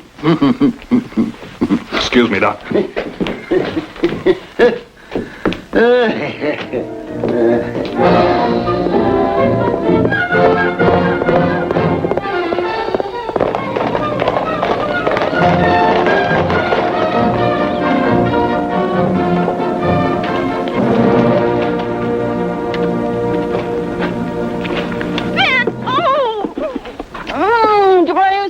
Glad to see you. Somebody might see us. Oh, darling, who cares? I care for one. You've got a right. Well, You've got a right. Oh, Ed, I honestly think you're embarrassed. Yeah, well, I'm embarrassed. I'm plenty embarrassed. Now, look, Helen, everybody that knows me knows I'm a loner. What's a loner? Well, a loner's a fellow who goes his own way alone. Well, not that I haven't thought of being married sometime, but not now, and not on the strength of some letters that I didn't write. Oh, don't be shy, darling. They were such wonderful letters. I got 3 of them just this morning. That's what I was doing when you wrote up. Yeah, well, what, writing letters? Oh, no, reading yours. And rereading them and learning them by heart. Yeah.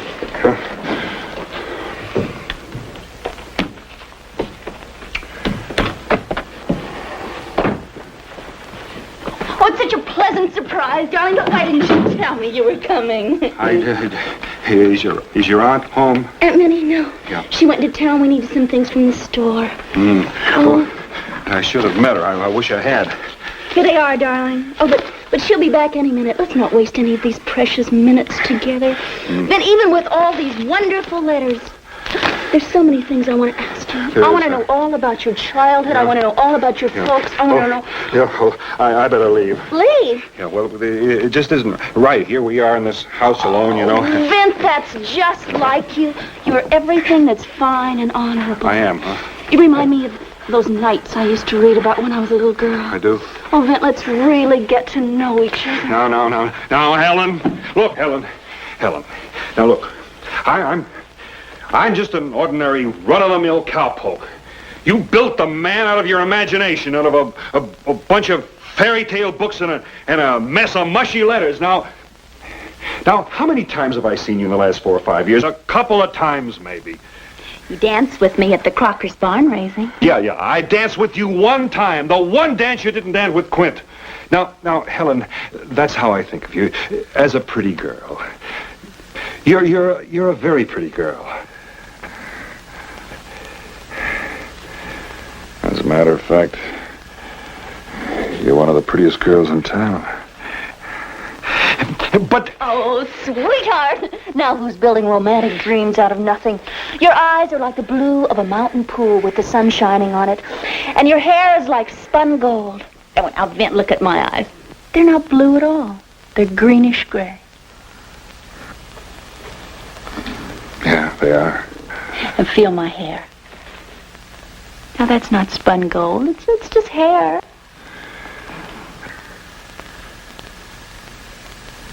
Yeah, it is, isn't it?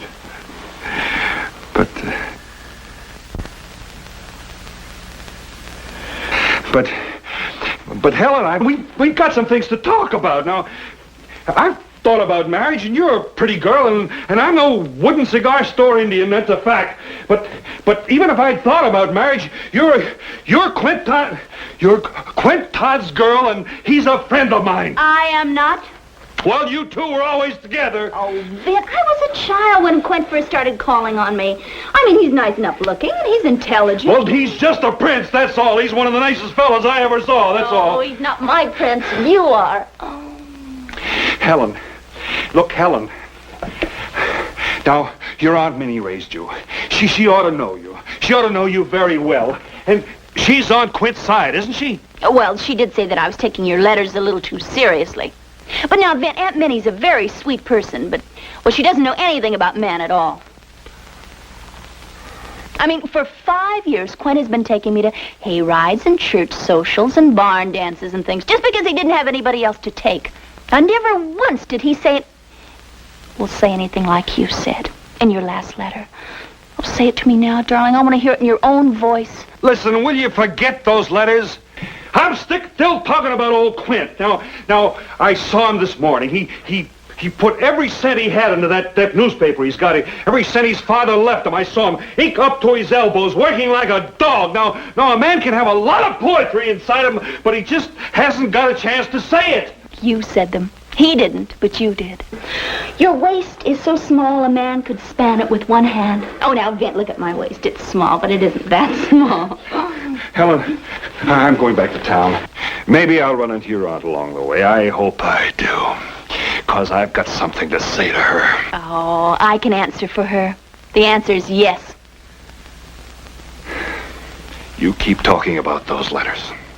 Get me a paper and pen. I want to write you something. Don't write it. Say it. Oh, you don't even have to say it. Get 'em? Oh, funny, Vint. Masterful, Vint. All right. I'll get them. But first... Oh! Oh! Darling, are you all right? I'm all right. Vint Bonner.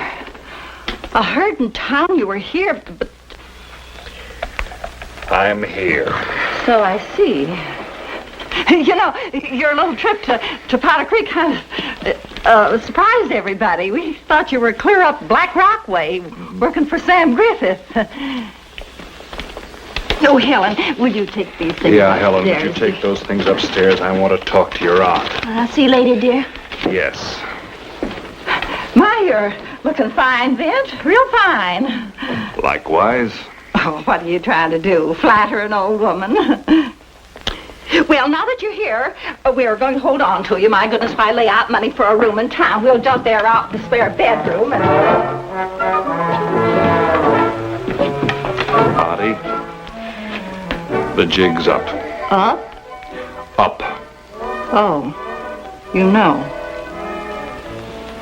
Did you tell Helen? No. You going to? No. You're going to. She's a lovely girl, a real warm-hearted, fine girl. But the pretty looks, that's just the outer wrappings, like the husks on corn. The outer wrappings are fine. Helen's a beauty. Can't you understand? I just couldn't see her a-peeking and a-pining for Quint Todd, losing her youth, turning into a frosty old maid like me. Minnie, how old is Helen anyway? 23 her next birthday. But a woman loses a bloom fast when she's got a lot of love to give and nobody to give it to. My sweetheart was killed at Shiloh. There are plenty of marriage-minded men around, and she could have her pick of the lot up.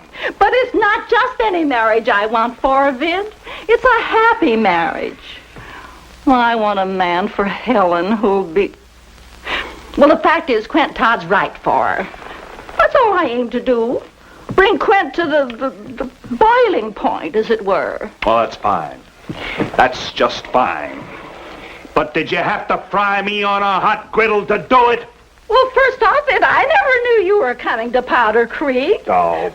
Leastways, not until Quint and Helen were safely married. Well, I'm in Powder Creek, and I'm in trouble. Minnie, how in the world did you ever figure this scheme out in the first place? You know, it really wasn't too difficult. I've got a sister living over to Black Rock, right near the Double G. She's the postmistress. Well, anyway, she'd mail Helen's letters to you back to me. And then I've got it. Well, you must see that Helen's got to be told. And right now. Oh, I suppose so. You suppose so? Well, I know it. Only... Only what? Well, Quint showed signs of being shook up by those letters. Well, Quint's got company. I'm a little shook up myself. You know, I wouldn't be surprised, but the sight of the two of you together might be just the thing that would... Minnie. No? No. Not even for the little while you're in town? Not even for 10 minutes. Oh, all right, then. I'll tell Helen the whole truth. But it'll be a terrible blow to her. Oh, nonsense, Minnie. She doesn't even know me. That paper-writing, cologne-smelling doll you invented, a real man could take his place in her dreams just like that. Oh, must I tell everybody in town? Does Quint have to know, too? Well, just keep it among the three of us. But everybody's expecting a wedding, and with you showing up... Well, cheer up. I'm leaving tomorrow. Oh, well, what'll she tell people? Well, just let her say that she got a second look at me and she found out that we weren't fitted for each other. Oh, nobody'd believe that. Of course they will. Never, never in the world. Why do you suppose I chose you to make Quint Todd jealous? You're a fine figure of a man, Vint Bonner. Well, a great catch. Well, that's fine. You just tell Helen and I'll be on my way. Well, aren't you even going to say goodbye to her? No, Minnie. It's much better this way. Well, no hard feelings. No hard feelings. Goodbye. Goodbye, Vint.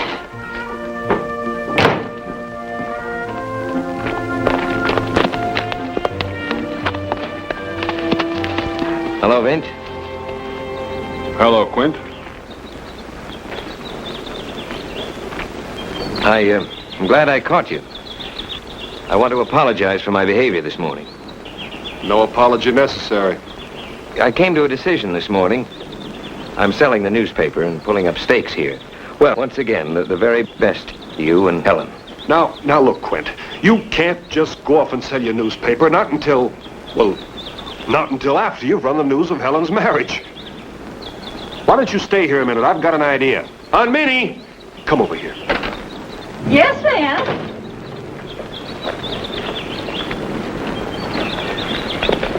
Have you talked to Helen yet?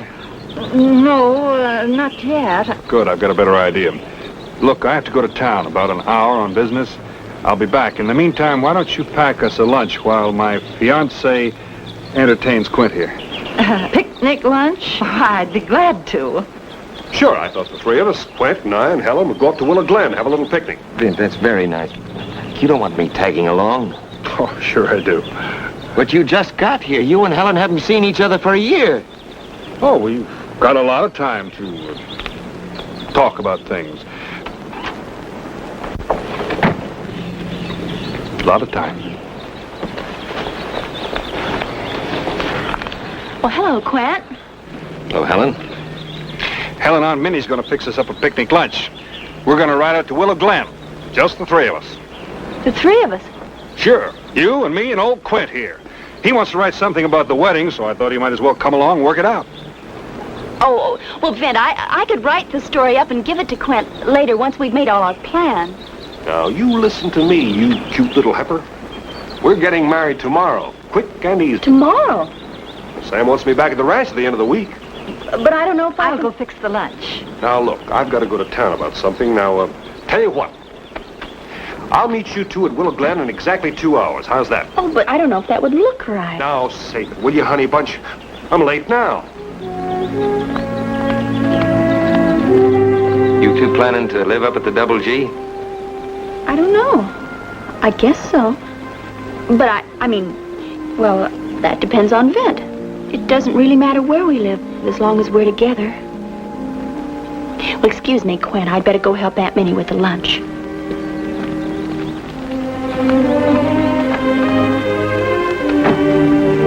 Old-timers in Powder Creek, there's only one really has the right to say, I belong here. His name now is George Washington Smith. When I met him first, it was running elk. How many kids you got now? 11. George Washington, how would you like to own a first-class milk cow?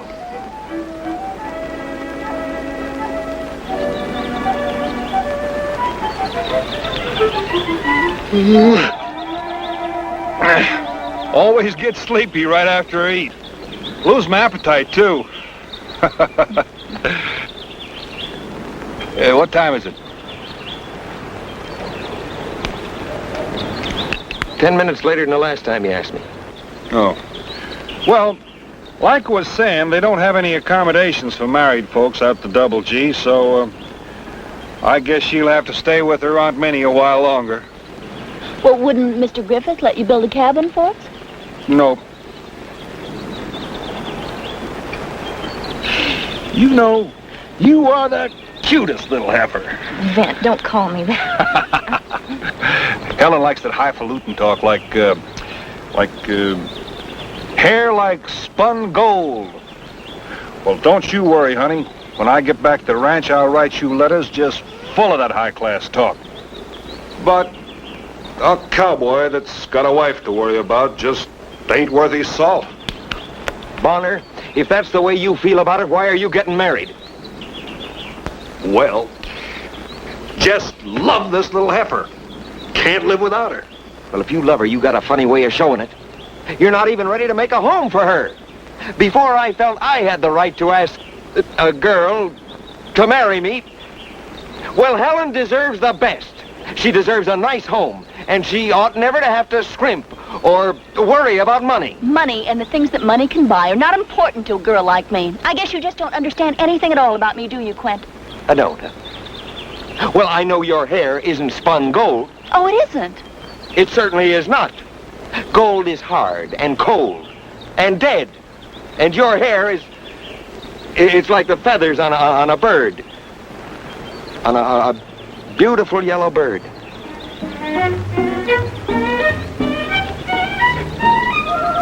Bonner, can I talk to you a minute alone? It's funny. I was just going to say the same thing to you. I'll be back in a minute. You cute little heifer.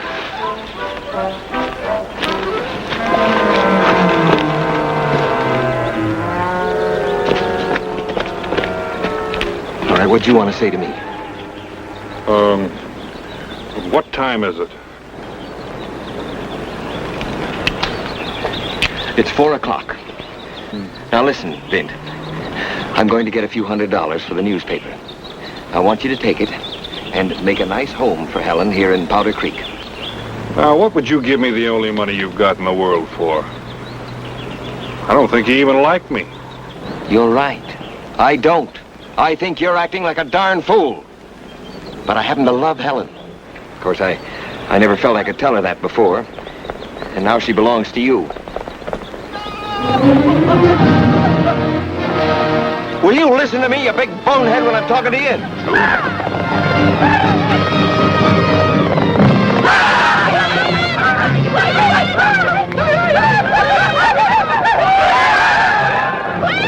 Don't worry, darling. I won't let him hurt you.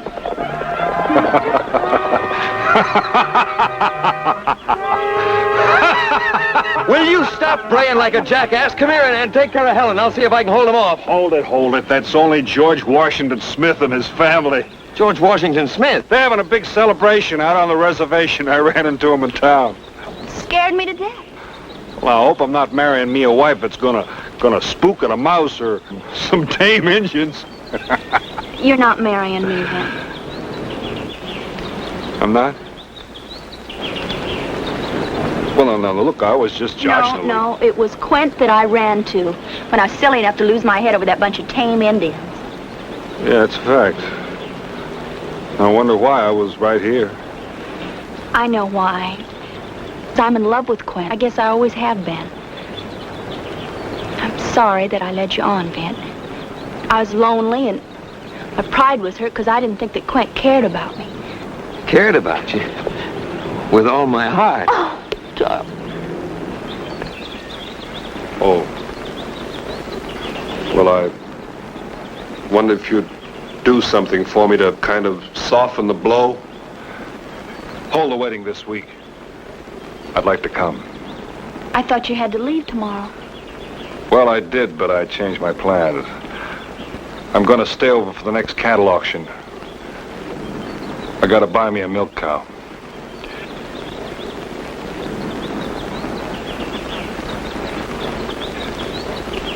Much obliged.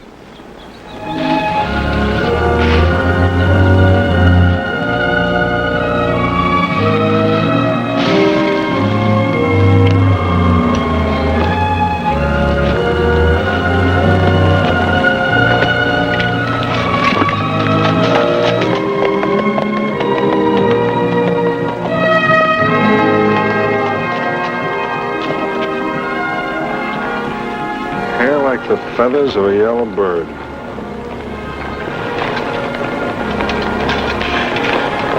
Wasn't that?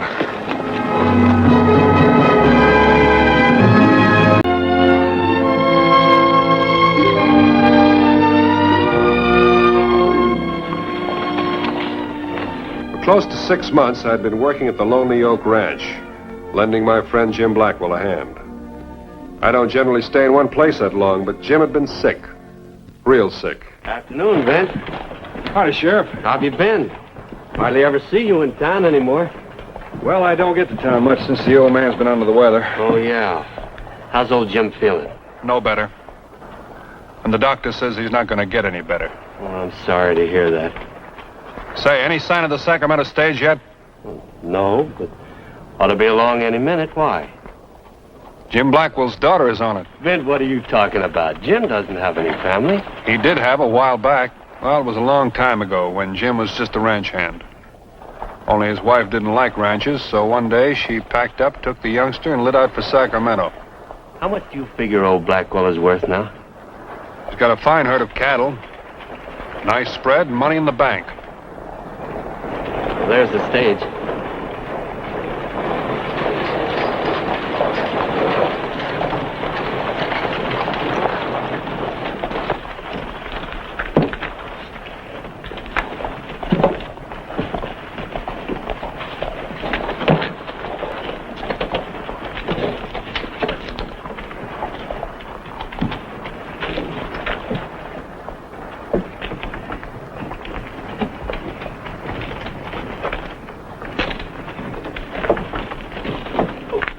Not much of a town, is it?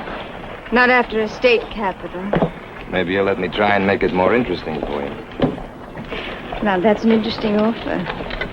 But someone's coming in to meet me, Mr. Bonner. Miss Blackwell?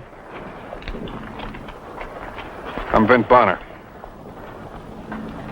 Oh? Well, how do you do? Well, I see you're in good hands. I'll say good day, Miss Blackwell.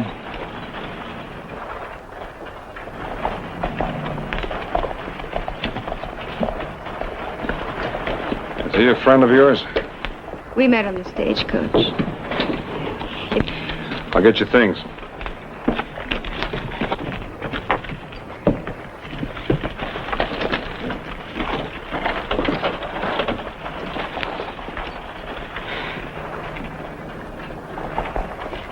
How far is it to the ranch? A mile and a half or so. It's a quiet little town, isn't it? Yeah, it is. You weren't looking for excitement, were you? No, Mr. Bonner. I wasn't looking for excitement.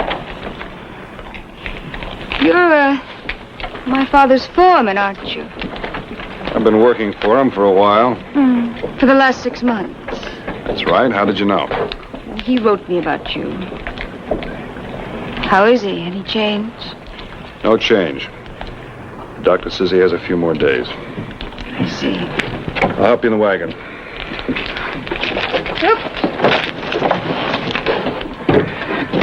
I was wondering when you're going to get around to asking about him. I think that's being pretty hateful, Mr. Bonner. Miss Blackwell, Jim's a friend of mine from a long time back. I just think he ought to know for certain who's coming to see him. I'm his daughter. So you said in the letter. But for 20 years, you didn't show much sign of it. I didn't know where he was. But now you know. Look, I didn't come all the way up here to listen to a cowhand insult me. I'm not trying to insult anyone. I'm just being cautious. Well, look, I'm Mary Blackwell, a legal heir, and I can prove it. And don't give me any trouble. You'd be surprised how well I can take care of myself.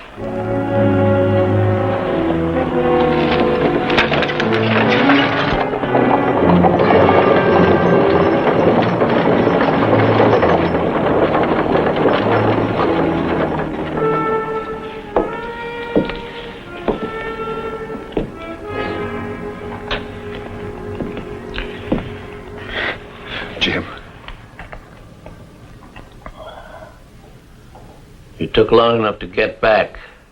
I'm sorry, Jim. Where is she? Did she get here? Is she? Oh. You look a lot like your ma. 20 years I had to wait to see you. 20 years.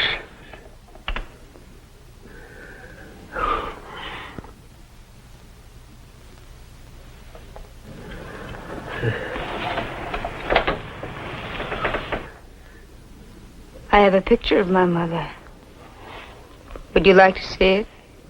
Oh, yes.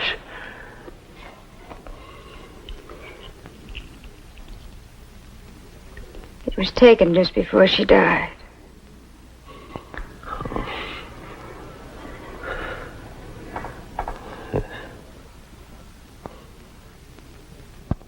Yes, that's Janie. She was a fine-looking woman. Oh, Mary, Mary. I'm sorry about all those years. I know. But we're together now. Oh, I was sure glad to get your letter. I've been a lonely man, Mary. I tried to find you before. I didn't know you'd settled down. Done so well. Yes.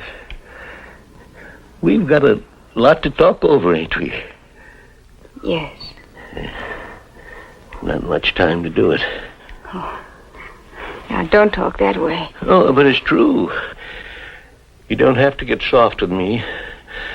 I'm a tough, hard old man, Mary. Not easy to get along with at all. Your ma found that out.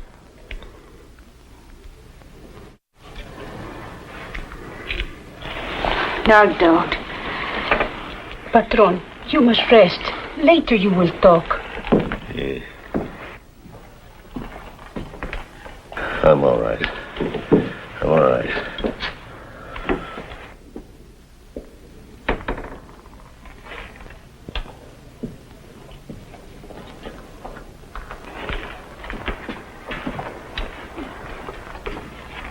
I owe you an apology. Yes, I guess you do. I won't give you any more trouble.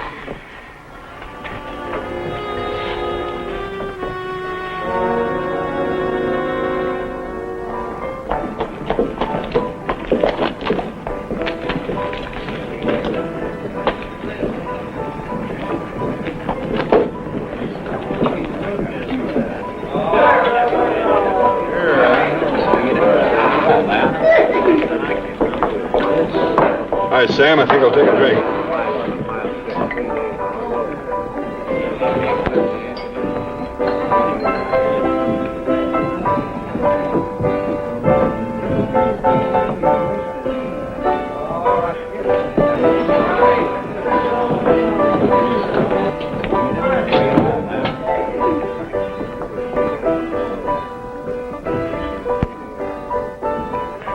Hello.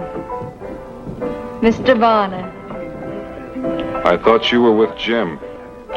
He fell asleep. So I saddled a horse and came on in. Your place is out at the ranch right now. You want me to stay there all the time? I talked to him all afternoon. Bonner, the young lady and I are having a peaceable talk. Name's Steve Colby. I know you, Colby. You're going home. Listen, you big ox, you don't run my life, understand? You're going home. Hey! Look, I said she's... I wouldn't do that.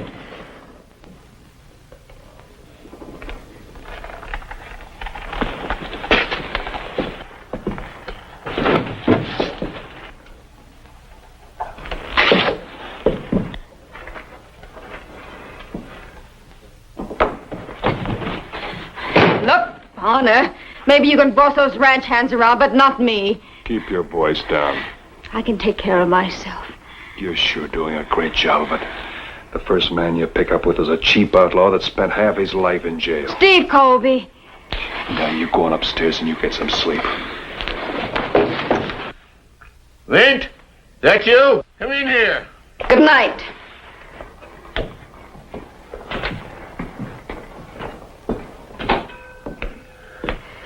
Jim, you know the doctor said you shouldn't smoke these. Never mind the doctor. You tend to your own health. What's all the ruckus? You having trouble with that girl? Well, she's a little tough, kind of headstrong. She's your daughter for sure. My daughter. Is she the only girl that got off that stage this morning? Why? Why? Why, you thick-headed cowpoke, that's the wrong girl. Are you sure? Oh, she had me fooled for a while. But I've talked to her a lot more since.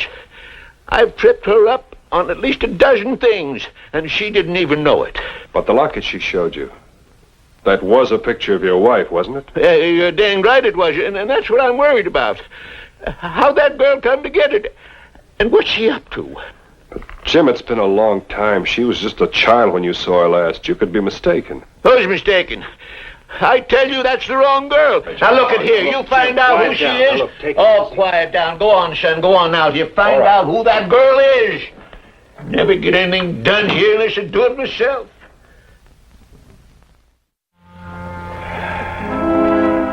In spite of what Jim had told me, the next morning I could tell it wasn't going to be easy to get at the truth. I tried to talk to the girl, but she was always busy. Busy being helpful. Jim tried to get something out of her, but she spent the whole day acting like a loving daughter.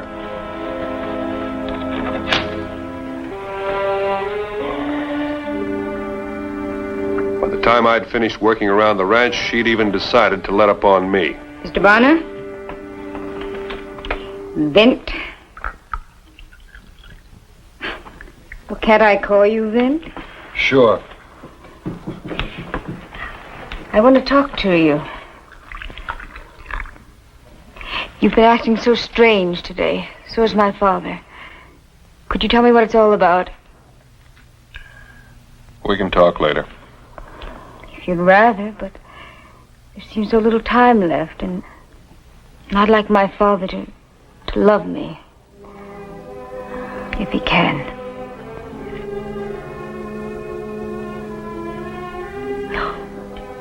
You still don't trust me, do you? I don't want you to be cold toward me or distant. Not either of you.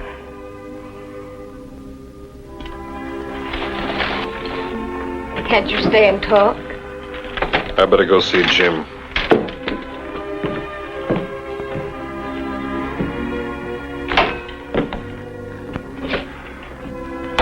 How do you feel, Jim? How do you think I feel? Jim, are you still sure about that girl? Yeah, surer than ever. But she seems straight enough, and she even seems fond of you. Fond of me? Well, anybody'd be fond of me to get this ranch. And I ain't very easy to get fond of. She ain't the right kind of girl. My wife was a lady, and her daughter'd be a lady. This one ain't no lady. Not clean through. Can't you tell? Well, I thought she was a little strange, but... She don't know enough of the facts, Bint, about Janie and about me. Well, it's a long time, Jim. What facts could she know? I used to hear from Janie. She'd write and tell me how things were going and what a fine town Sacramento was. Yeah. And then I got one letter. Said she'd met a man. Said she'd like to be set free. Who was he? Oh, an important lawyer. You're going to be a big man in the legislature one day. Then the last I ever heard from her was telling what a fine wedding they had. That's why I didn't try to get in touch with them again. I wanted her to be happy. You shouldn't have lost touch with your daughter, Jim. Oh, she had a lot more than I could give her. Stepfather in line to be governor, maybe. But Vint, this girl didn't know a thing about any of that. I'm worried. I'm afraid something's happened to my Mary. Easy, Jim. This woman has come here to get my money. And that money belongs to my Mary, not to that little fake. You all right? Yeah. Look, son. You got to find out the truth for me. How she knows what she does know, and how she got that picture. All right, Jim. And hurry. Yes, I guess you better hurry.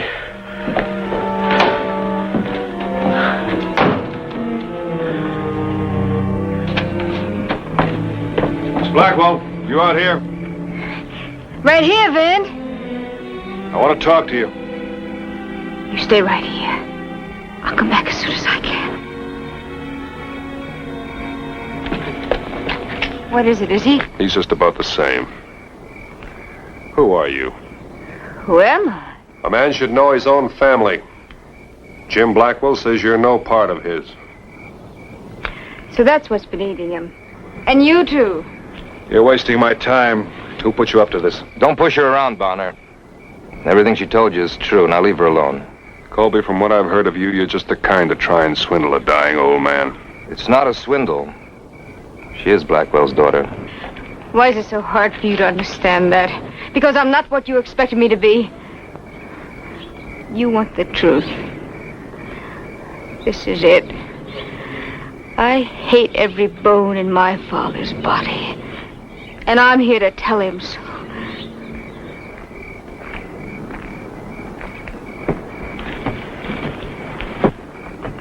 Then you are his daughter. Oh, you bet your sweet life I am. His only kin, and before he dies, he's going to know it. What's so helpless about Jim Blackwell? To tell me that. All he's done for the last 20 years is get meaner and richer. The only thought he ever gave to his family was when he was on his dying bed and I wrote to him. But you didn't need him. You had your stepfather to take care of you. I never had any stepfather. But Jim said your mother married a lawyer, a man who could have been governor of the state. Governor of the state? Oh, Steve! Take it easy, Mary. Janie Blackwell never married again. She died while working in a Sacramento saloon. But the letters... I don't know anything about what she wrote him. Maybe she was too proud to tell him the truth, but I'm not. My mother worked in a saloon, and she died in a saloon. That's all the Sacramento she ever knew. That's all I ever knew. Satisfied, Mr. Bonner? Colby, go on home. What for? I'm the one who found Mary's father living here. It's as much my business as anybody's. I said go on home. Go on, Steve. I'll see you later. Make sure you get what's coming to you. It's a lot of money, Mary. Don't get cut out of it.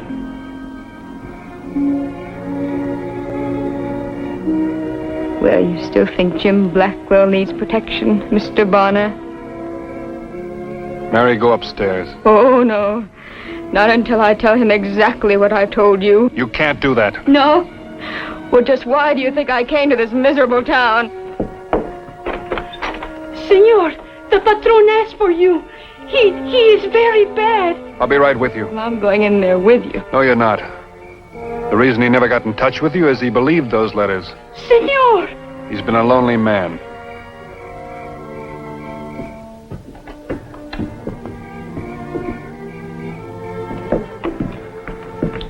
Did you talk to her? Yeah, Jim, I talked to her. Well, what'd you find out? Nothing for you to worry about, Don't Jim. hedge with me, you big clodhead. Get her in here. I'm here. Come in here. We got some talking to do. Sit down. You feel all right? No, I'm weak. I'm old and weak, and I'll give out. But I can still talk a little. I'll bet you can. Oh, he told you, didn't he? I can see it in your eyes. He told you that I'm on to you. Yes. You ought to be proud of yourself, leading me on to believe that you ain't no daughter of mine. Well, are you? Jim, wait a minute. I ain't got time to wait. My daughter was a lady. You ain't no lady. You're nothing but a fake. You were right, Mr. Blackwell. I'm not your daughter. Vince, you hear that? It's true. I came here to trick you and to take your money. How'd you know so much about me? Where'd you get that picture? Oh. Oh, well, I knew your daughter. Yes, she's a very good friend of mine. She gave it to me. Well, then, you can give it to me, then. You've got no right to have it. You got no right to touch it. Get it off your neck.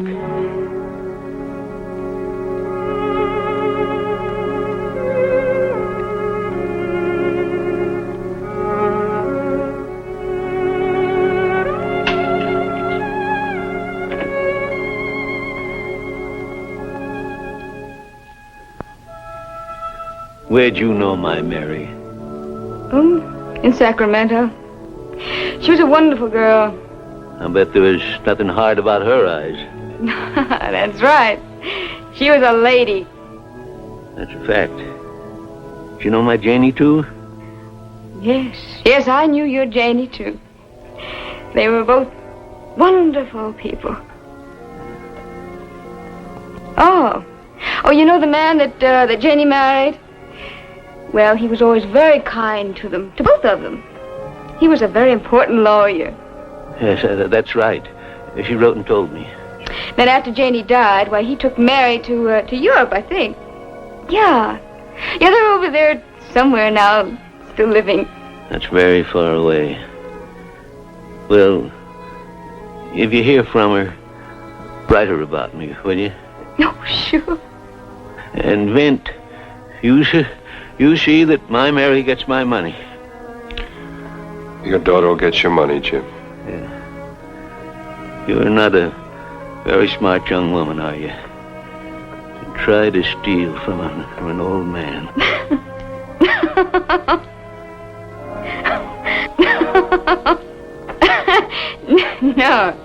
No, I guess you're right.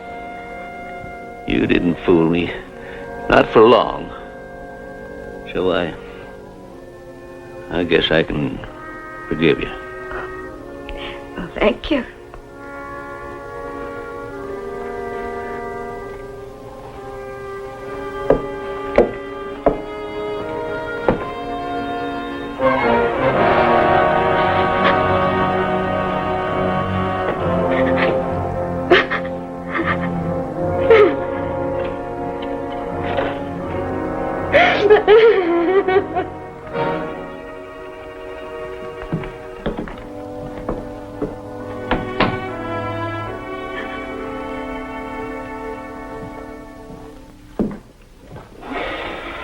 Mary.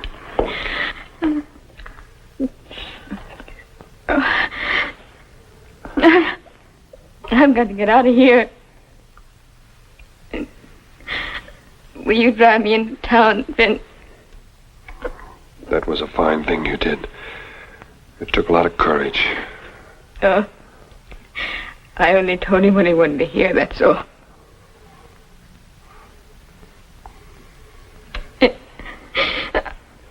I'll get my things. You could stay a while.